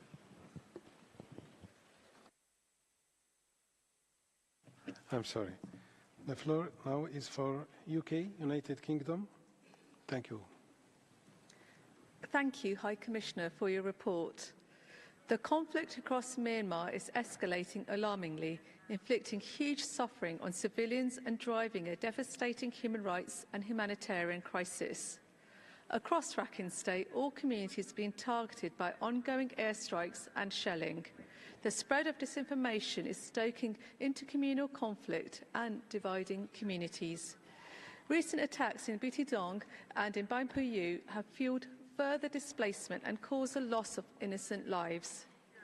The suffering of Rakhine communities, including the Rohingya, has been compounded by restrictions on humanitarian access. Food and medical supplies are urgently needed. The international community must consider all options for reaching those in Rakhine. Since 2017, the UK has provided over £45 million to the Rohingya and other Muslim minorities in Myanmar, and £391 million to Rohingya living in camps in Bangladesh. The current conditions in Rakhine State are not conducive to returns, which must be voluntary, safe and dignified. Accountability is crucial. We recall the provisional measures made by the International Court of Justice and continue to support evidence gathering, including by the IM. High Commissioner, what more can the Council do to ensure that humanitarian assistance reaches those in Rakhine? Thank you. Thank you, Mrs. Ambassador. The floor now is for Austria. Thank you, Mr. President. Austria aligns with the EU statement and thanks the High Commissioner for his report. The current levels of violence and suffering in Rakhine are unheard of since 2017. Reports of entire villages being bombed and burned down, corpses thrown in the streets, people extorted and abused are deeply disturbing. Both the Arakan army and the Myanmar military have reportedly increased their attacks on civilians in Rakhine, particularly the Rohingya. In the face of this violence, hundreds of thousands of people have been displaced multiple times. Rohingya are once again trying to flee to neighboring Bangladesh for safety. We urge Bangladesh to keep its borders open for refugees. In the refugee camps in Cox's Bazar, the Rohingya face an extremely dire human rights and humanitarian situation. We therefore encourage the High Commissioner and the country team to enhance their protection work in Cox's Bazar and to maintain a human rights focus in their work. Austria reiterates its call on the Myanmar military and all parties involved in the conflict in Myanmar to abide by the rules of international humanitarian and human rights law. I thank you. Thank you, Madam. The floor now is for Ghana. Mr. President, Ghana is deeply concerned about the tragic circumstances of Rohingya Muslims and other minorities in Myanmar.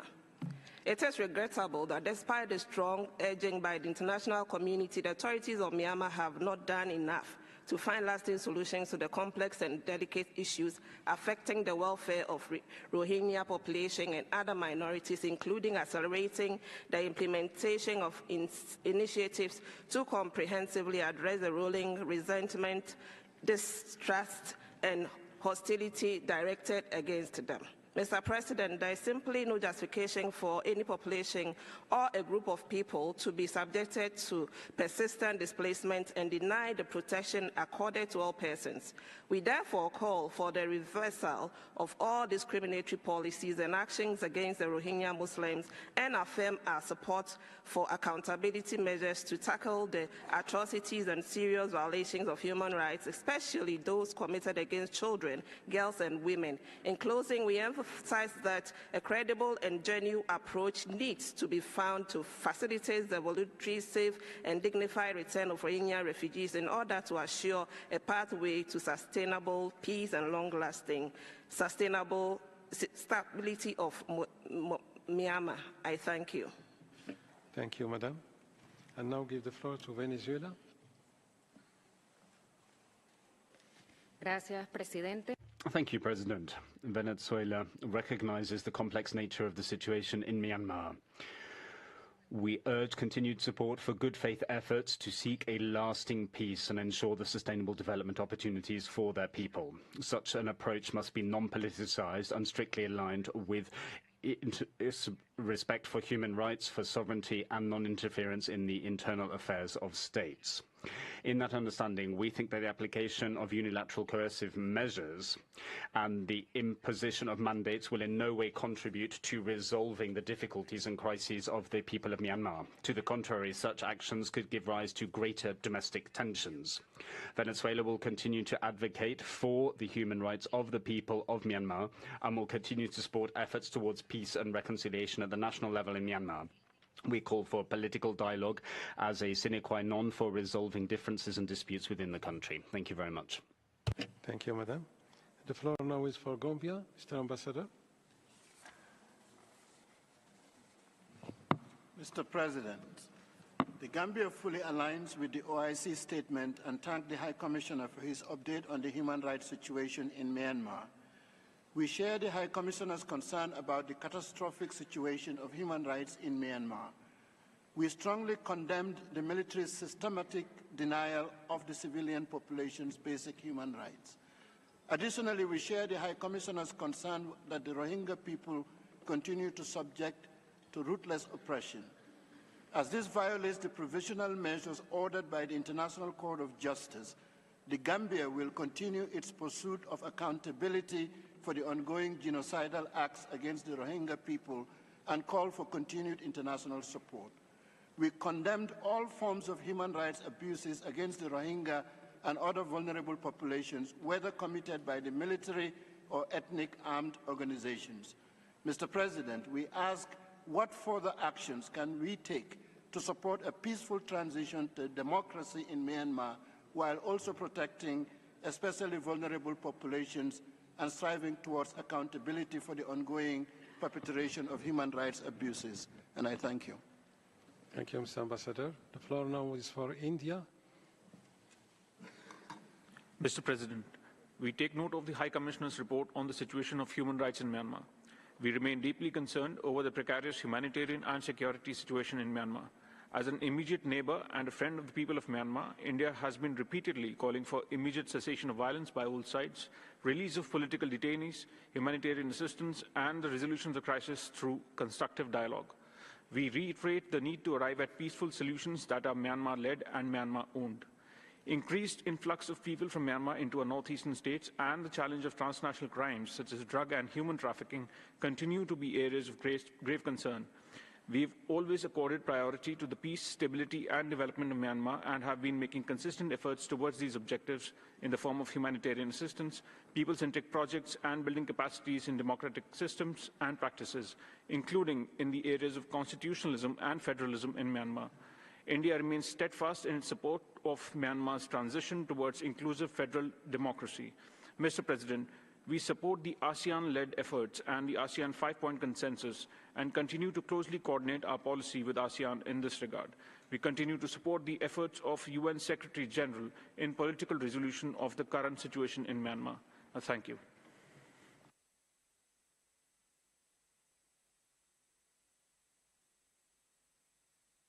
Malawi, you have the floor. Apparently Malawi, oh, sorry. Please, Thank you, Malawi, Mr. President. Malawi thanks the High Commissioner for the report, and we are deeply concerned about the deteriorated situation in Myanmar, especially the indiscriminate attacks on civilians, the destruction of civilian infrastructure, and targeting of religious sites and personnel. Malawi is also troubled by the continued violence and grave human rights violations against the Rohingya and other minority communities, which appear to be inconsistent with the provisional measures ordered by the International Court of Justice. Accountability for these crimes is essential. Malawi urges the international community to take urgent and effective action to protect the Rohingya and other minorities and ensure that the Myanmar military respects its obligations under international law. Malawi further urges the international community to act with unity and determination to hold perpetrators accountable and support the people of Myanmar in their quest for democracy, human rights, and sustainable peace. Thank you very much. I thank you, sir. And now the floor is for Thailand. Thank you, Mr. President. Thailand appreciates the High Commissioner for his report. Thailand remains deeply concerned over the escalation of violence in many parts of Myanmar, which has led to even more forced displacement and complicating the already difficult humanitarian situation and aid delivery in the country. On the 25th of March this year, Thailand delivered humanitarian assistance to approximately 20,000 internally displaced persons in Kayin State. It was the first cross-border humanitarian assistance into Myanmar, carried out by the Thai and Myanmar Red Cross societies under the observation of the AHA Center. Thailand is considering ways and means to conduct the next phase of humanitarian assistance as a step to implement the ASEAN's 5-point consensus. We organize meetings with the international organizations, academia, and civil society to exchange views on how to scale up, diversify, and engage more with relevant local partners. We hope that the international community will continue to support efforts to alleviate suffering and promote human rights of Myanmar people, and also to support ASEAN efforts to foster a peaceful political solution in Myanmar. Thank you. Thank you, Mrs. Ambassador. The floor now is for Vietnam. Mr. President, we take note of the High Commissioner's report on the situation of human rights in Myanmar. We emphasize that the process of addressing the situation in Myanmar must be owned and led by the country itself, in line with the will and interests of the people of Myanmar. This is to ensure the fundamental principles of non-interference in the international affairs of the country and respect for its sovereignty, independence, territorial integrity, and unity. Relevant parties in Myanmar should work in good faith with ASEAN and to fully and effectively implement the 5-point consensus so as to end violence, create a conducive environment for inclusive dialogue and reconciliation, while ensuring humanitarian and healthcare access for all without any discrimination. Vietnam commends and encourages the closer cooperation between ASEAN and the UN in assisting Myanmar to seek a workable and endurable solution to its existing issue, including the collaboration between their respective special envoys on the Myanmar issue and between the ASEAN Coordinating Center for Humanitarian Assistance on Disaster Management and the UN agencies in humanitarian aid. Vietnam calls for greater efforts in addressing the root causes of the refugee situation in Rakhine State. Thank you, Mr. Ambassador, for your declaration. I now give the floor to the Lao PDR. Sorry, Mr. Ambassador. Thank you, Mr. President. The Lao PDR reaffirmed that restoring peace and stability is a necessary condition for the promotion and protection of human rights in Myanmar. We call all parties to prioritize peace and stability and create conducive conditions for a conclusive national dialogue and safe delivery of humanitarian assistance without discrimination. The Lao PDR supports ASEAN's role in facilitating Myanmar to have a comprehensive and durable solution through the implementation of the ASEAN 5-point consensus. In this regard, the Lao PDR's ASEAN Chair Special Envoy on Myanmar has actively engaged with various Myanmar stakeholders to move forward dialogue and peaceful solution. We reiterate that the promotion of human rights shall be based on genuine dialogue and cooperation and guided by the principle of impartiality, objectivity, non-selectivity, and non-politicization. I thank you. I thank you, sir. We'll move to the list of speakers on behalf of the National Human Rights Institution and the NGOs, and I begin by giving the floor to the Asian Forum for Human Rights and Development. Mr. President, we welcome the report of High Commissioner. This debate takes place in a context where Rohingyas are again confronting the dire prospects of genocides and crimes against humanity.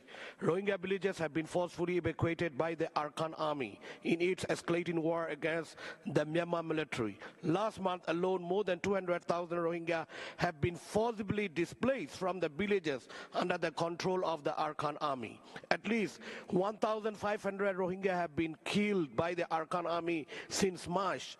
Rohingya have been subjected to forced conscription by both military and Afghan army.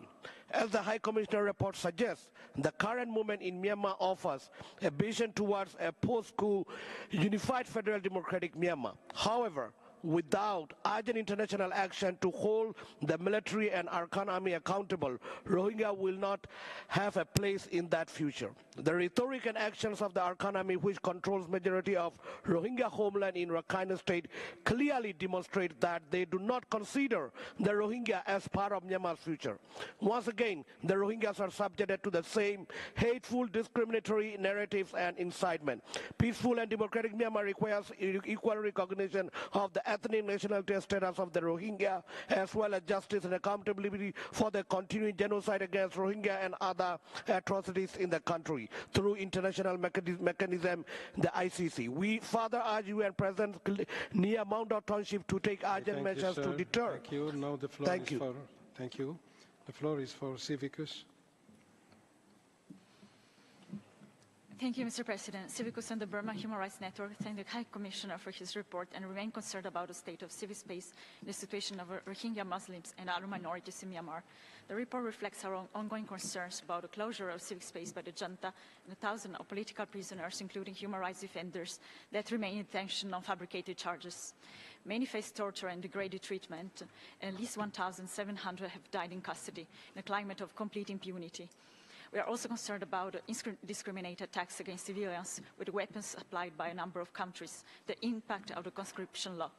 Your report also notes that in addition to persistent discrimination, members of the Rohingya community experience new violence and violations since the resumption of hostility in Rakhine in November. ASEAN has continued to fail to address the crisis in Myanmar, and it's time for the international community to do more. We welcome your recommendations calling for the release of all political prisoners. There must also be an end to all violence and attacks directed against civilians, including the Rohingya. We urge member states to ensure all existing obstacles to humanitarian access are removed, including in Rakhine State, and to support all accountability efforts. We ask the High Commissioner, what should the Council do to adequately and promptly hold the assault on civic space and serious human rights violations committed by the junta and other armed groups, and to push ASEAN to end its inaction on Myanmar. We thank you. I thank you, Madam. I now give the floor to the Centre pour les droits civils et politiques. Give the floor to the Center for Civil and Political Rights. The Center for Civil and Political Rights welcomes the report of the High Commissioner. However, this report is another evidence of the atrocity of the Myanmar military, catastrophic situation created by it, and grave violation of international human rights and humanitarian law, primarily committed by the junta and its affiliates, but also by other actors involved in the conflict, including abuses and discriminations against Rohingyas. The rule of law and domestic justice system are collapsed. Political prisoners are tried in prison courts where the public access is severely limited. Judges are forced to give maximum prison sentences through pro forma process, which completely disregard fair trial rights. Torture and sexual violence are rampant in detention. The enforcement of the conscription law has added another dimension to the risk faced by civilians, especially the youth among vulnerable groups, including Rohingyas. Mr. High Commissioner, the junta has been ignoring the calls from the international community, including Security Council resolution and ASEAN 5-point consensus. What should be done to ensure your recommendations addressed to it are properly implemented? What concrete action should be taken by the international community to assist and strengthen the local governance systems as identified in your report? Moreover, what concrete steps can you suggest to the NUG in order for it to ratify and implement the ICCPR and CAT, and to effectively engage with the UN mechanism, in particular concerning the challenge of its recognition by the UN Credential Committee? I thank you. I thank you, Madam.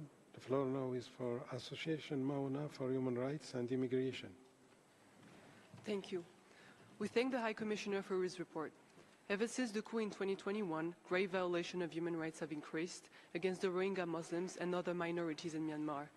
The escalation of hostilities between the state military and the Arakan army has intensified the humanitarian crisis. Forced recruitment into the military, along with indiscriminate attacks by ground, sea, and air, have resulted in the death of hundreds of civilians. This is a clear violation of international humanitarian law.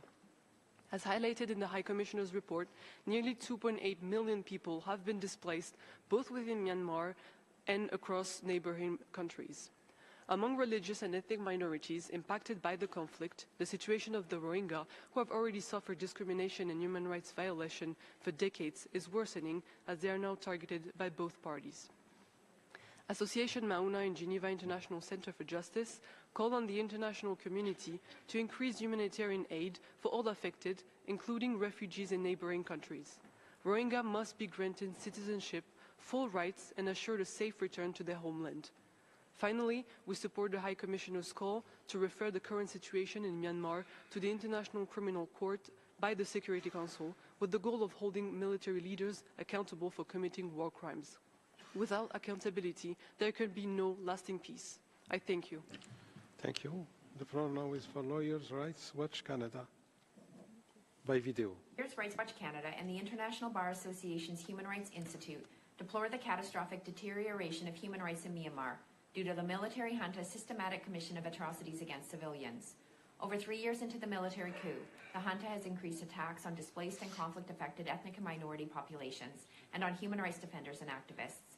Mass displacement continues at an alarming rate, with over 2.8 million internally displaced in Myanmar since the coup and nearly 19 million in humanitarian need. Thousands of Rohingya are fleeing from their homes and are increasingly unsafe, only a few years after a military campaign of genocide against them. They are now facing atrocities by the junta and the Arakan army. The primary cause of violations is unchecked impunity of Myanmar's military and laws that violate international law, implemented by courts with no independence. More than 20,500 are unlawfully detained, including over 160 sentenced to death. Torture, ill-treatment, and extrajudicial killings are routine, along with denial of adequate legal representation and fair trials.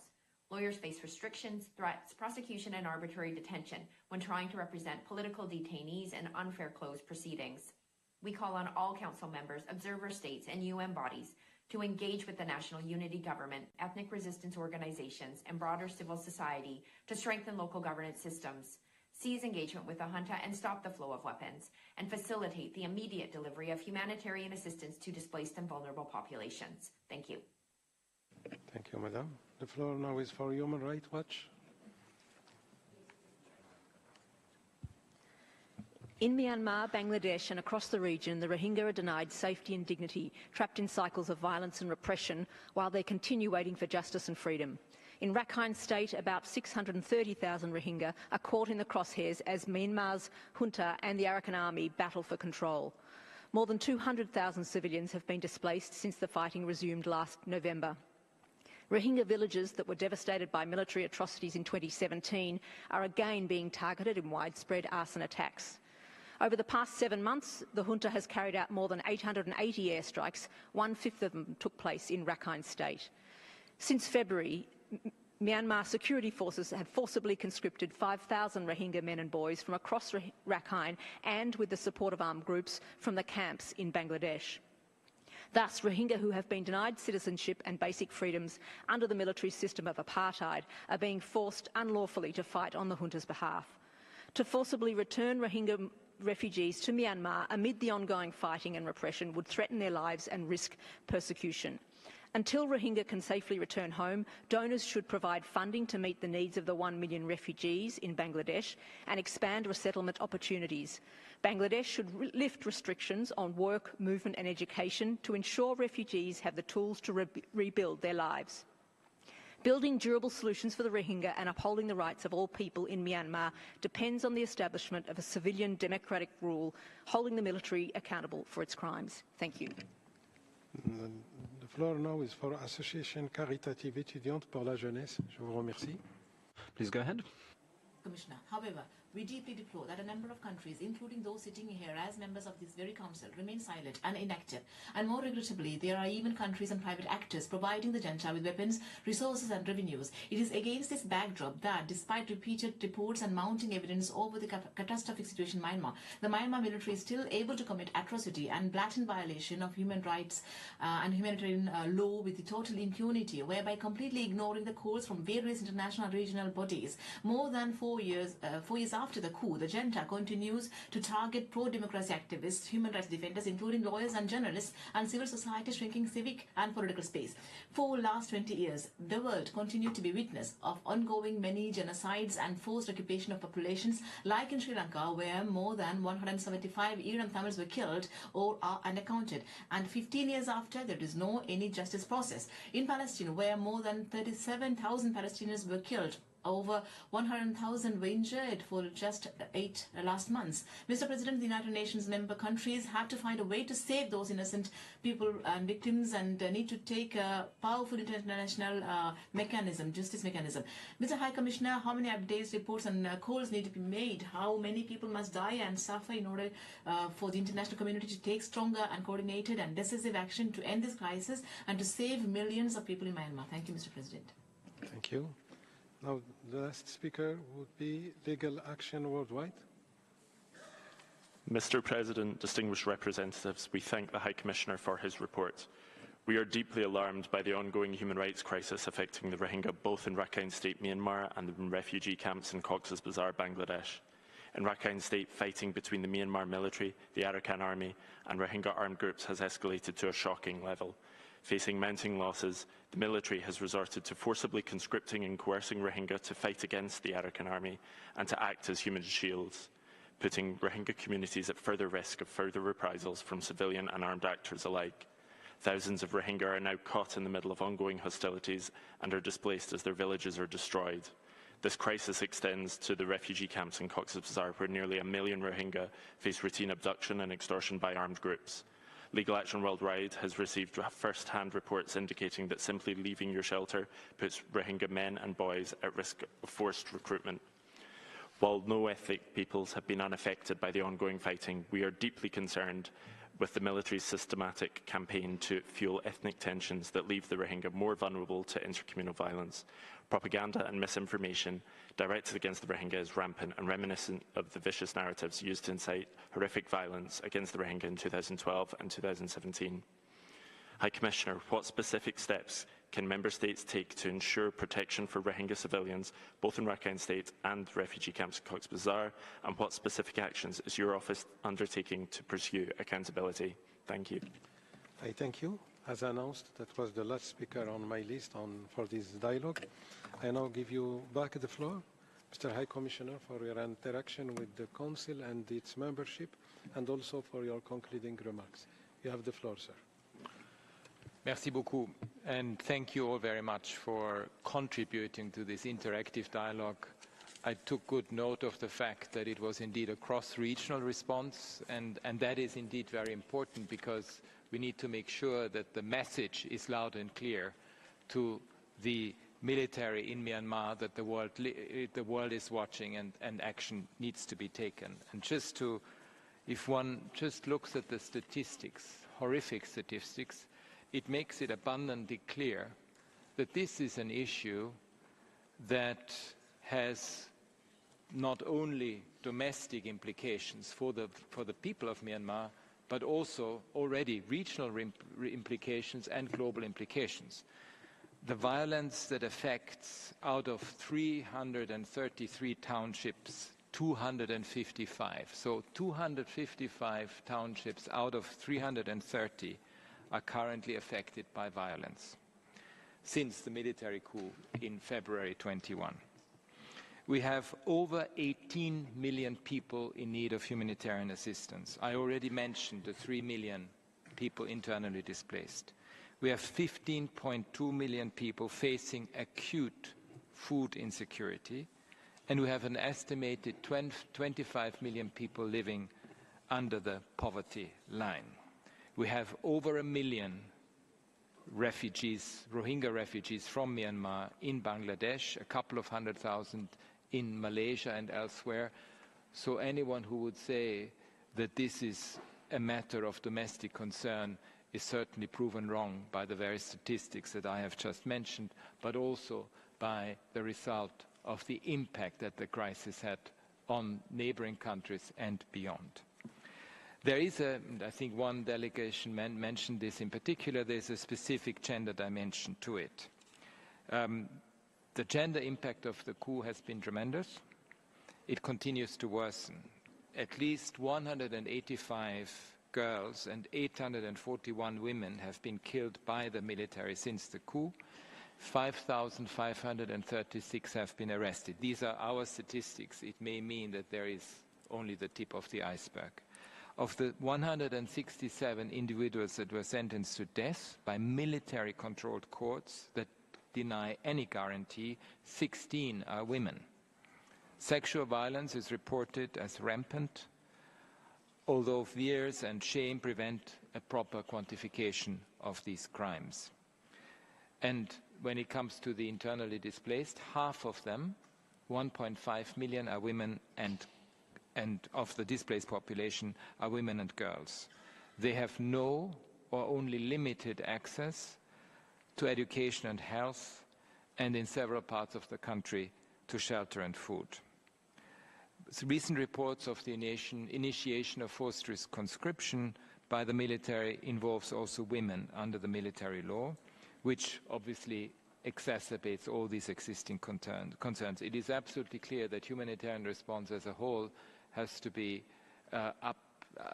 stepped up, and where we need much more creativity in the way that this humanitarian assistance actually gets delivered. It has to involve a lot more of the local possibilities, and most certainly avoid any military channels. So all the non-military channels have to be increased massively so that important humanitarian assistance can go into the country. And I think we really need more creativity about cross-border assistance as well. I mean, the Thai delegation mentioned the initiative on their border.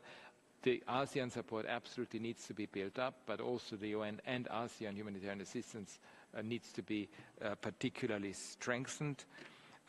We know that this is going to be particularly challenging in Rakhine State, as neither the military nor the Arakan army will protect Rohingya. So I have to say, when it comes to Rakhine State, this is incredibly challenging, and we need to make sure that all arbitrary denial of humanitarian access and humanitarian assistance are properly documented, so they are part of the accountability framework that needs to be part of all accountability efforts in that regard. There was also a question about the flow of dual-use goods and jet fuel. And as you remember, I have reportedly mentioned to this Council that the impact of airstrikes on the civilian population is atrocious. It gives the military a position of weapon superiority, and just to look at statistics, between 1 August 23 and 31 March 24, airstrikes have claimed at least 362 civilian victims, marking a 63% increase from the previous 230 fatalities. Limiting access to jet fuel and dual-use equipment is absolutely critical to ensure protection of civilians and prevent the military to continue perpetrating violations.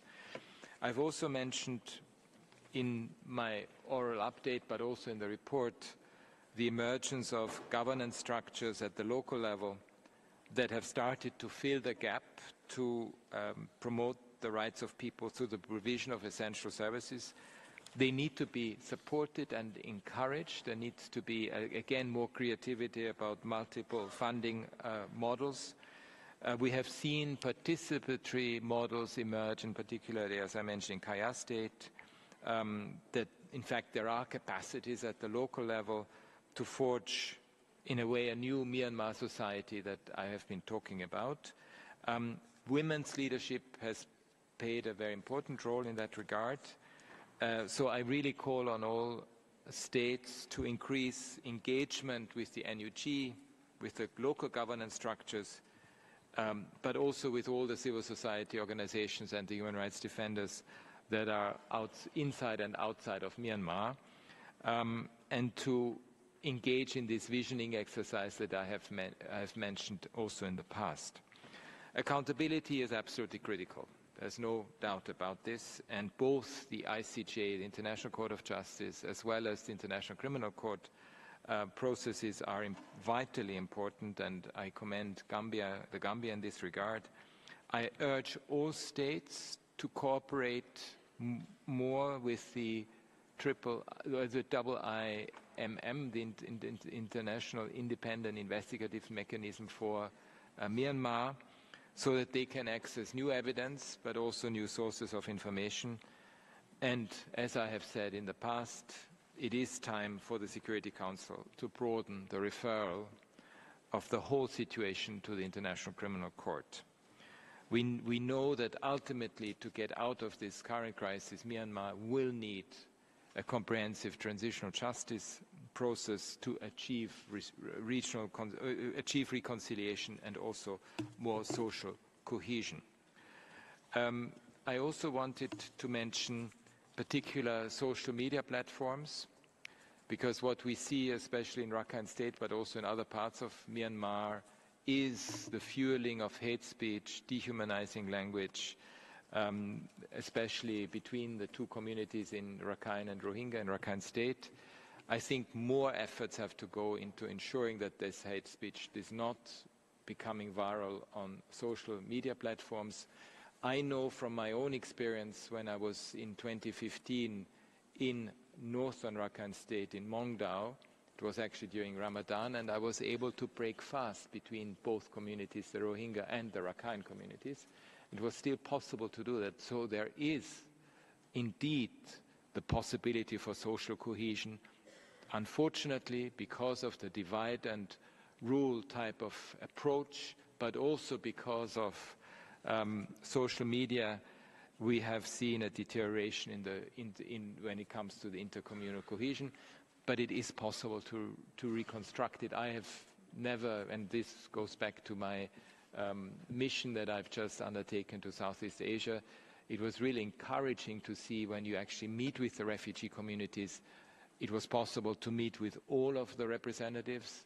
In the past, I could only meet with them separately. That actually shows that there is something emerging within the society that gives us hope for the future. But we really need to invest in these local grassroots level organizations and build and forge something that is possible for the future. And I just wanted to mention this at the end, because this mission to Southeast Asia was very much important, and it was precisely to put the spotlight on Myanmar and to ensure that we give it the intention and the political weight that it requires, because beyond ASEAN, ASEAN will need to be supported, but beyond ASEAN, there needs to be a stepping up of international support by the international community as a whole in order to respond to this very, very deeply worrying and troubling situation that we see emerge in the country. Thank you very much. Thank you very much, Mr. High Commissioner, for your important interaction with all those who participated to this interactive dialogue, the membership and other stakeholders, particularly the National Human Rights Institution and the NGOs. Excellencies, this brings us to the end of this interactive dialogue. I wish again to thank the High Commissioner for his participation and for his exchanges with all of us. We will now take a short break of no more than 2 minutes before inaugurating our enhanced interactive dialogue on the situation of human rights in Afghanistan. No more than 2 minutes, please. And by the way, we have secured the possibility to stay in room and advancing in our work till 1:15 p.m. Thank you again for the interpreters for their very strong, helpful and support for the activities of the Council. Good.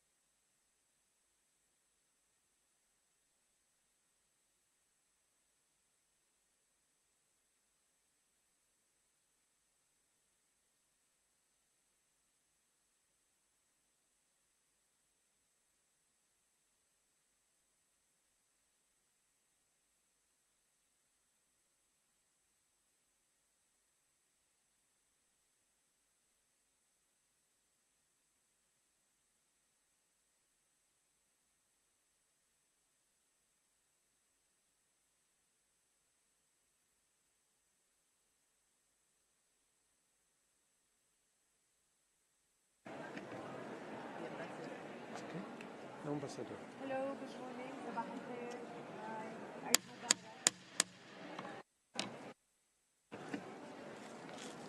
Excellencies, distinguished colleagues, we will now begin, as announced, the enhanced interactive dialogue on the situation on human rights in Afghanistan, pursuant to Council Resolution 54/1.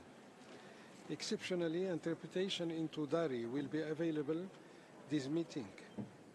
To make it accessible to those following this interactive dialogue in Afghanistan, the interpretation is available on channel number 8. It is my honor to welcome Mrs. Nada Al-Nashif, Deputy High Commissioner for Human Rights, who will deliver the opening statements. Let me also welcome our distinguished presenters, Mr. Richard Bennett, Special Rapporteur on the situation of human rights in Afghanistan, Her Excellency Mr. Nazir Ahmed Andisha, Permanent Representative of Afghanistan to the United Nations Office in Geneva, Mrs. Ben Hafsa Yaqoubi, woman and disability rights activist, Mrs. Shafiqa Kpalwak Soris, Mrs. Lina Tori Yan, woman, peace and security advocate, and finally, Mrs. Leila, a young girl from inside Afghanistan by video message. The list of speakers will close in 15 minutes.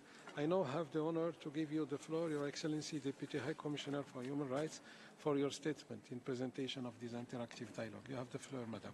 Thank you, Mr. President. Good morning, Your Excellencies, colleagues and friends. I'm pleased to present the High Commissioner's talking points to represent him at this enhanced interactive dialogue on the situation of human rights of women and girls in Afghanistan. And let me start by extending a particular welcome of solidarity to the courageous Afghan women who are participating and to those joining us from Afghanistan and from around the world. It is critical to ensure that your voices remain at the center of the Council's discussion and across all other international fora. The grave scale of abuses in Afghanistan requires sustained international attention to the plight of Afghan women and real support for their cause. Our office has sought to enable this Council to hear directly a diversity of voices of Afghan women from inside and outside Afghanistan, their views, their lived experiences, the concerns they have, the difficulties they face, and their determination to face the future. This dialogue will focus on the phenomenon of an institutionalized system of discrimination, segregation, disrespect for human dignity, and the exclusion of women and girls in Afghanistan. In particular, it will address the ongoing impact of Taliban policies on women's and girls' enjoyment of fundamental freedoms and rights. This assault on women continues to affect and limit all their rights, including the right to education, the right to work, and to access effective remedies for injustice, violence, and discrimination. This enhanced dialogue builds upon the dialogue that we held a year ago with the Special Rapporteur and the Working Group on discrimination against women and girls. Since then, regrettably, the situation has worsened. Restrictions on all rights have tightened. Women are now essentially confined to their homes. Although the de facto authorities continue to claim that women's rights will be protected within the framework of Sharia law, over the past year, further and more intrusive restrictions have indeed been applied to women's and girls' lives. The cumulative effect of these various edicts has removed women and girls from public life, confining them to their homes, denying their fundamental rights and freedoms, their individual autonomy, and the most basic opportunities of life. Afghanistan remains the only country in the world, the only country, where girls are denied education beyond primary level. A few days ago, we hit the grim milestone of 1,000 days of Afghan girls being denied this fundamental enabling right. Through this ban, the Taliban continue to restrict girls' development opportunities and their ability to live independently in the future, further corroding, undermining the rich and diverse fabric of Afghan society. The Taliban also continue to apply their ban on women from working for international organizations, including the United Nations, as well as outside the home in many sectors. its manifest illegality under international law aside, this measure significantly impacts the ability of the United Nations and other organizations to provide critical services to the population experiencing chronic poverty and humanitarian need. Just last week, the de facto authorities cut female civil servants' pay compared to male employees. The removal of women from public service further impacts their ability to be seen, to be heard, and to participate in the decision-making processes that directly affect their lives. Ongoing restrictions on movement, including the requirement of a mahram or male chaperone to travel further than a small radius from their homes, leaves them with limited and at times no ability to undertake social, cultural or economic activities outside of their homes. Restrictions on places where they may socialize have also been imposed.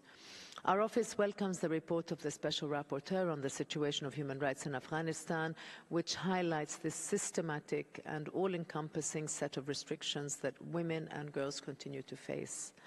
It focuses on intersectional forms of repression and oppression and the realities of what Afghan women of all ages face, as well as, for example, women living with disabilities and minorities. We remain deeply concerned at this ongoing discriminatory and restrictive environment, as well as its consequences. This has had enormous impact on women and girls' mental health, for example, reflected in the shocking increase in suicides over the past year. There remains little accountability for violence against women and girls or for other violations of their rights, as the de facto justice system continues to be neither gender responsive nor accessible to women. Such systematic, extreme discrimination and violence must not be normalized nor be tolerated by the international community.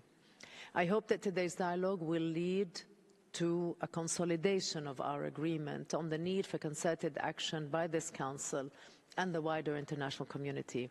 The brave women activists present today should feel that the international community stands with them and is committed to find ways to influence the de facto authorities to reverse their regressive and repressive edicts. The future potential of Afghanistan can only be realized through upholding the full and equal enjoyment of all human rights by all women and girls. Thank you, Mr. President. Thank you, Mrs. Deputy High Commissioner, for your important statement. I then now will give the floor to our speakers as introductory for this interactive dialogue. And I now give you the floor, Mr. Bennett, for your presentation. Mr. Special Rapporteur, you have the floor. Mr. President, distinguished delegates, fellow panelists, Afghan friends, members of civil society, Eid Mubarak to Afghans and others who celebrate. I'm pleased to present my new report as requested by this Council at its 54th session. I'm also honored to be joined by 3 Afghan human rights defenders. A longer version of this statement will be posted online.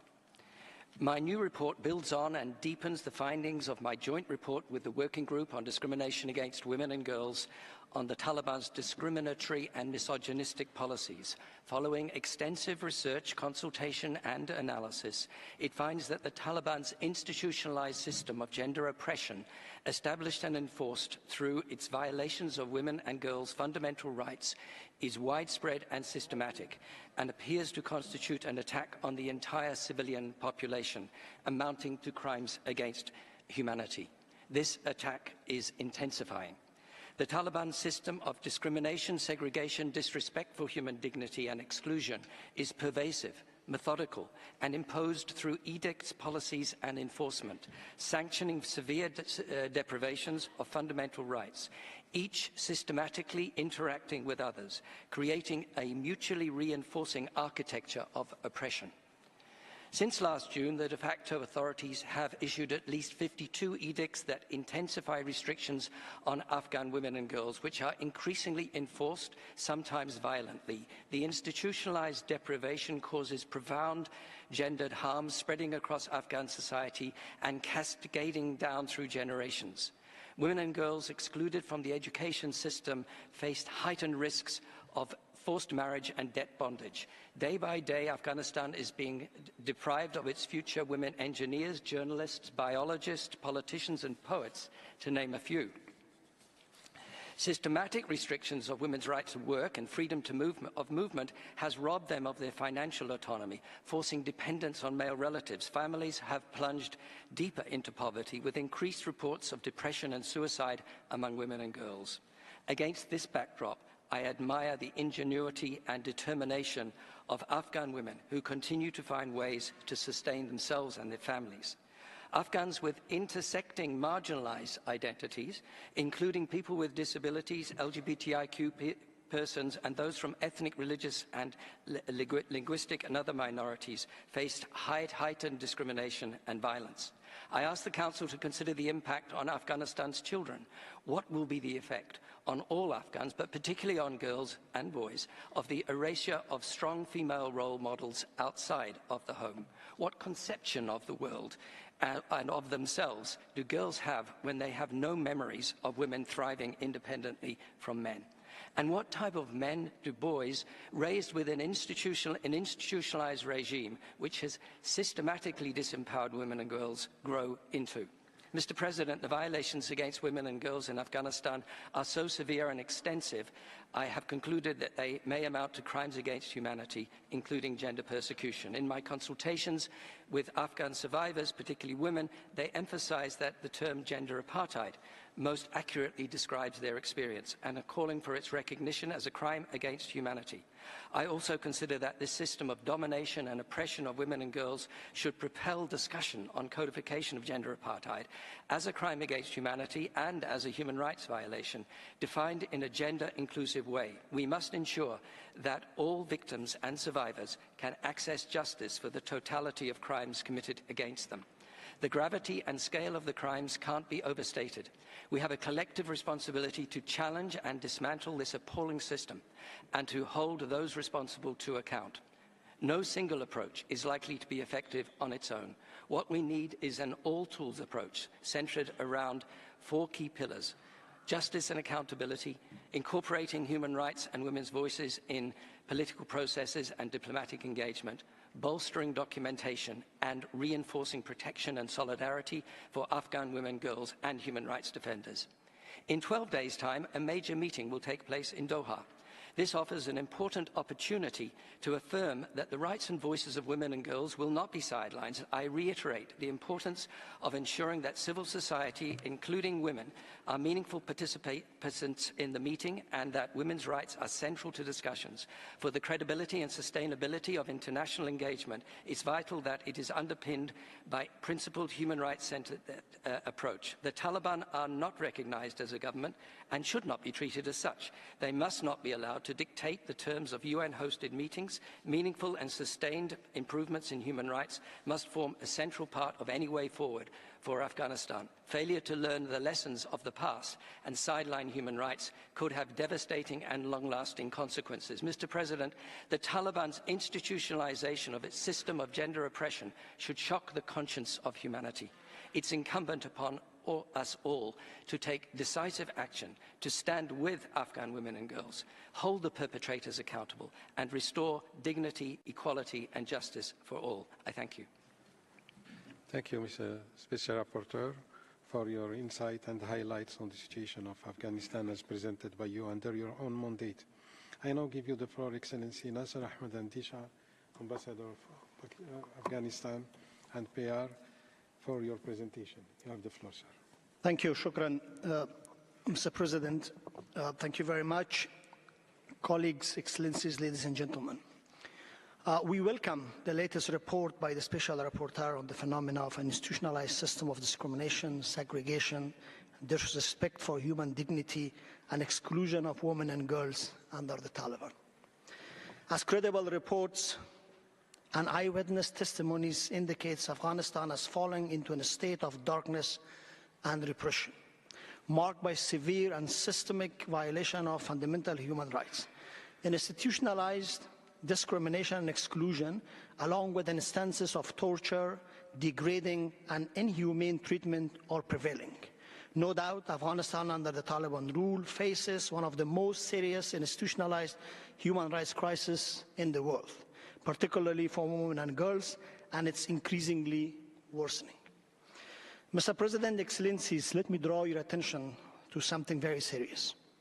The ongoing entrenchment of Taliban gender oppression and domination, as indicated in this report, and the inherent dehumanization of women and girls is likely sowing a dangerous ideology in the new generation of Afghan, particularly young men and boys. This could potentially lead to future security risks in the region and beyond. The current impunity, which may be perceived as tolerance of the domination and abuse of women and girls, is creating risks that are not being fully recognized, acknowledged, or addressed. Mr. President, as member of the United Nations, Afghanistan has obligation under the UN Charter, international treaties and resolutions, including but not limited to CEDAW, the ILO Convention, the Security Council Resolution 1325. These treaties and resolutions mandates elimination of discrimination against women, promote gender equality in the workplace, and ensure women participation in peace and security processes. However, the Taliban rhetoric and action starkly contravene these obligations, demonstrating institutionalized discrimination and inclusion of women and girls. Approximately 52 edicts issued between June 2023 and March 2024 shows that the further restriction for women and girls across the country. Mr. President, the UN Charter unequivocally reaffirms the equal rights of men and women. Article 4 emphasizes that peace-loving states accepting the obligation contained in the present charter are able and willing to carry them out will get a seat around the table. In the past 3 years, Taliban government has proven that it is neither willing nor able or capable of carrying these basic UN Charter obligations. Therefore, the people of Afghanistan appeals to this Council member to uphold the core values of Universal Declaration of Human Rights, recognizing Afghanistan's role as one of its original signatories. They call for a steadfast commitment on the principle of universality, indivisibility, and interrelatedness of UD.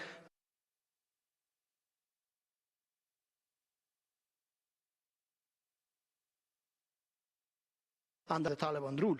They emphasize, the people of Afghanistan, that women's basic rights should not be recognized as essential and non-negotiable, rather than a means to serve other interests and aims. The protection and the empowerment of women are paramount for ensuring just and equitable Afghanistan, for Afghanistan of future and Afghanistan after Taliban. This report highlights that the UN member states have heightened obligation to address severe breaches of fundamental human rights in the current context. They must avoid normalizing or legitimizing the Taliban under any guise, including during the upcoming Doha meeting on the 28th of June this month. Mr. President, impunity must not find refuge anywhere, not in Afghanistan, not in Palestine, not in Ukraine or elsewhere. This Council should heed to calls for more robust accountability mechanism to ensure justice is served.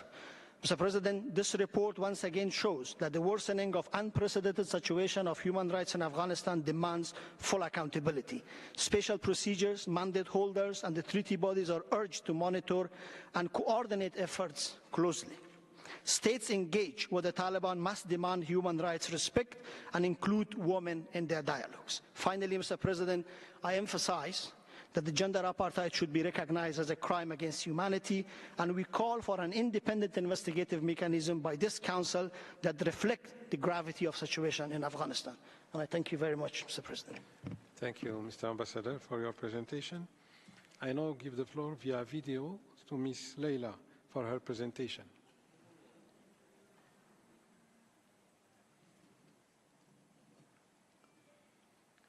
Could we launch the video message of Ms. Leila? Abandoning schools and universities, I could not continue my education, but I tried to learn new skills. I faced so many challenges, not only me, but also my other women in my country. They cannot study, so they will not have a job. I think I couldn't graduate from school because the ban came. And because of that, I lost many opportunities in my life. I want to be an effective person, a successful person. Afghan girls are like those birds that with broken wings, they are still trying to fly. And they still want to find an opportunity and fly as high as they can. And nowadays that I am at home with no activity, with no communicating with people, I face to depression and I'm really helpless and I am losing my hope. We all, Afghan girls, we all lose our freedom and we are not like the past. We cannot do activities that we did in the past. And all these things changed in our life. At the past, girls could travel alone without anyone. They were free, but now we are not free. We are like slaves. We should always have land with ourselves. And without mahram, we are not allowed to travel anywhere. I don't feel safe because if I don't obey those rules, I'm really afraid that what will happen to me. I'm really worried about my future. Do they capture me? Do they kill me? Or what? I really feel sad and I say that why these things happen to us, only to Afghan girls. Nobody is facing these challenges that everyday girls face. But despite of all restrictions, I still try to deal with problems and survive from this situation. So no power, no injustice is forever. I always try to keep my friends and my family, especially my sisters, hopeful. I didn't give up, and I will not, and I will never give up, and I will never let them to give up. Nowadays, I have very simple activities. I'm helping with my mom in cooking. I learned to cook new foods and these things, but it is not my future. I want to have a bright future. I want to become a leader. I want to become voice of all Afghan girls, and I want help with Afghan girls. I want to be successful, and I want to make my parents proud. My community before was supportive to the normal activities the girls do. After changing the regime, their minds and the way of their thinking also changed. I mean the girls. At the past, they thought that they should be successful, they should be a leader, they should make their parents proud. But now they cannot. You know, a few months ago, they captured girls and they badly hated them and they I don't know what other bad actions what done by them. Those girls that they didn't wear proper hijab, I'm sure that it's an excuse because girls really afraid. They always try to wear black, scarf, black coat, everything. And 3 or 4 of those girls or ladies, when they come back, they did suicide. And when a person wants to do suicide, when there is no hope in human beings' life, at the time they choose this option to do suicide. Most of my friends nowadays, they got married, they become mother, and they have a baby. And so most of the ladies have lost their hopes of studying, and they choose to do early marriage. If I get married soon, at that time, I'm sure that in the future, I will be a weak mother, and my children will not be proud of me. My children will be the same of me, weak, hopeless, and they cannot deal with problems. Despite of all challenges, my parents are great supporters in my life. I really want to become a leader, and I want to be the voice of all Afghan girls and all over the world. And I wish I could help them and motivate them. The young girls of Afghanistan are what keeps me hopeful. Some of them are like me. They try to deal with problems and they don't want to give up, and they still want to have hope, and they don't want to give up. And these things are what keeps me hopeful. I appeal international community, actually I beg them to keep supporting the girls and women of Afghanistan, especially in education and work. I hope we could go back to school and be able to get jobs. Always remember, on the road to success, there always will be I mean we, not only all women in Afghanistan, but the whole Afghanistan and international community. And I'm so grateful to international community to support Afghan girls in this situation. And I wish that they could support us more and more. I thank you, Mrs. Leila, for your important and courageous testimony. I now give the floor to you, Mrs. Ben Hafsa Yaqoubi, for your presentation. Thank you so much. Thanks to Mr. Richard Bennett and his vulnerable team for creating this valuable report. So today, I am here to speak with you regarding the women and girls from my homeland, regarding the people who always have experience of the gender discrimination and gender persecution in their life.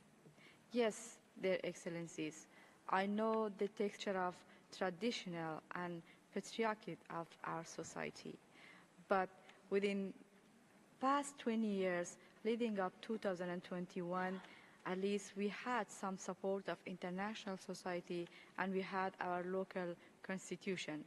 Based on 2004 Afghanistan constitution and based on the convention of the CEDAW and Convention of the Rights of People with Disability, at least we could pursue to our education rights.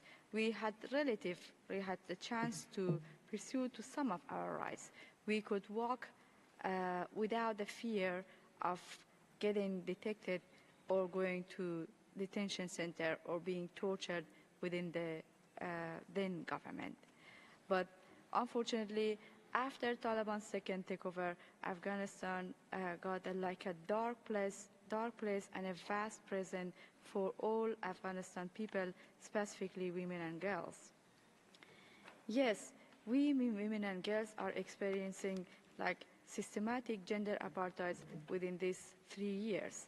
We are suffering from this gender apartheid. And you imagine being a woman, being a girl, being with disability, living in a rural area and having other problems as well.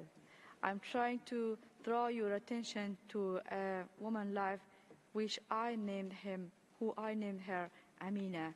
Amina has 5 daughters. One of them has physical impairment, and then she had her own job, but nowadays she doesn't have any job.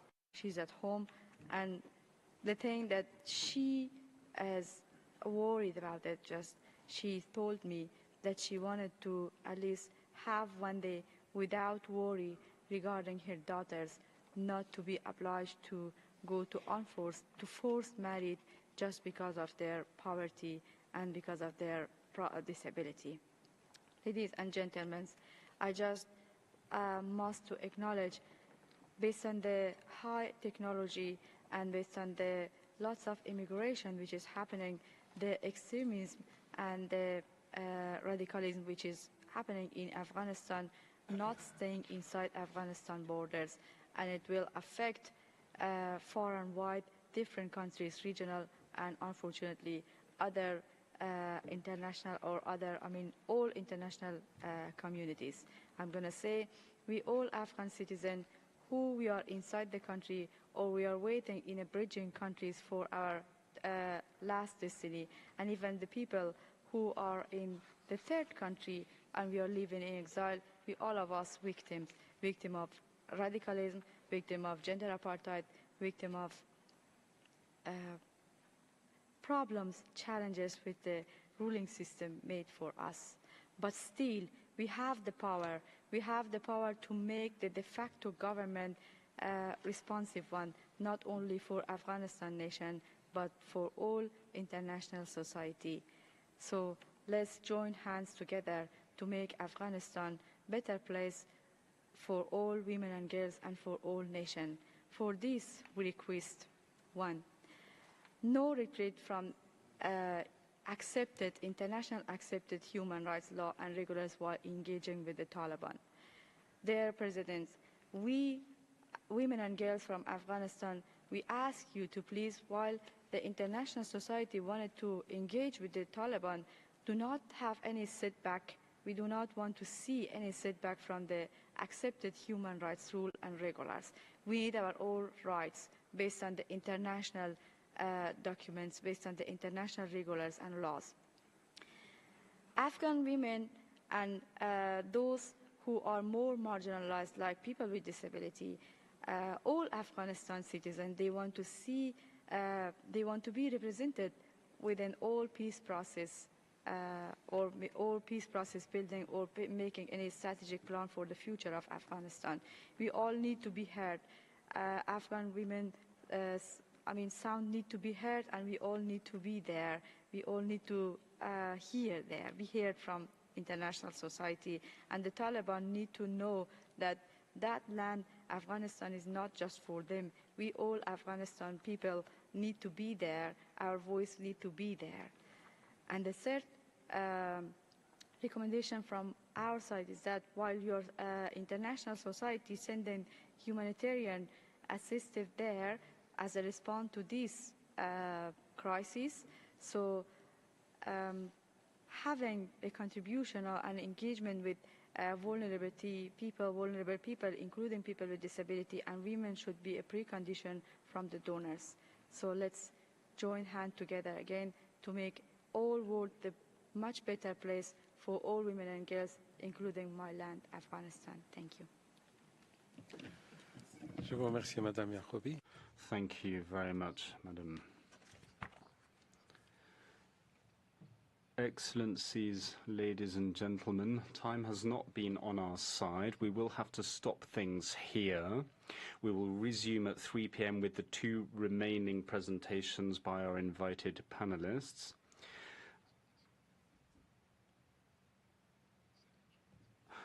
As well as from the Deputy High Commissioner. And of course, this afternoon, having heard from our remaining invited speakers, we will hear from the list of speakers who have signed up for this interactive discussion. In the interim, I hope you enjoy your lunch, and I will see you again at 3 p.m. So this morning's meeting of the first meeting of the 56th session of the Human Rights Council stands adjourned. Thank you once again.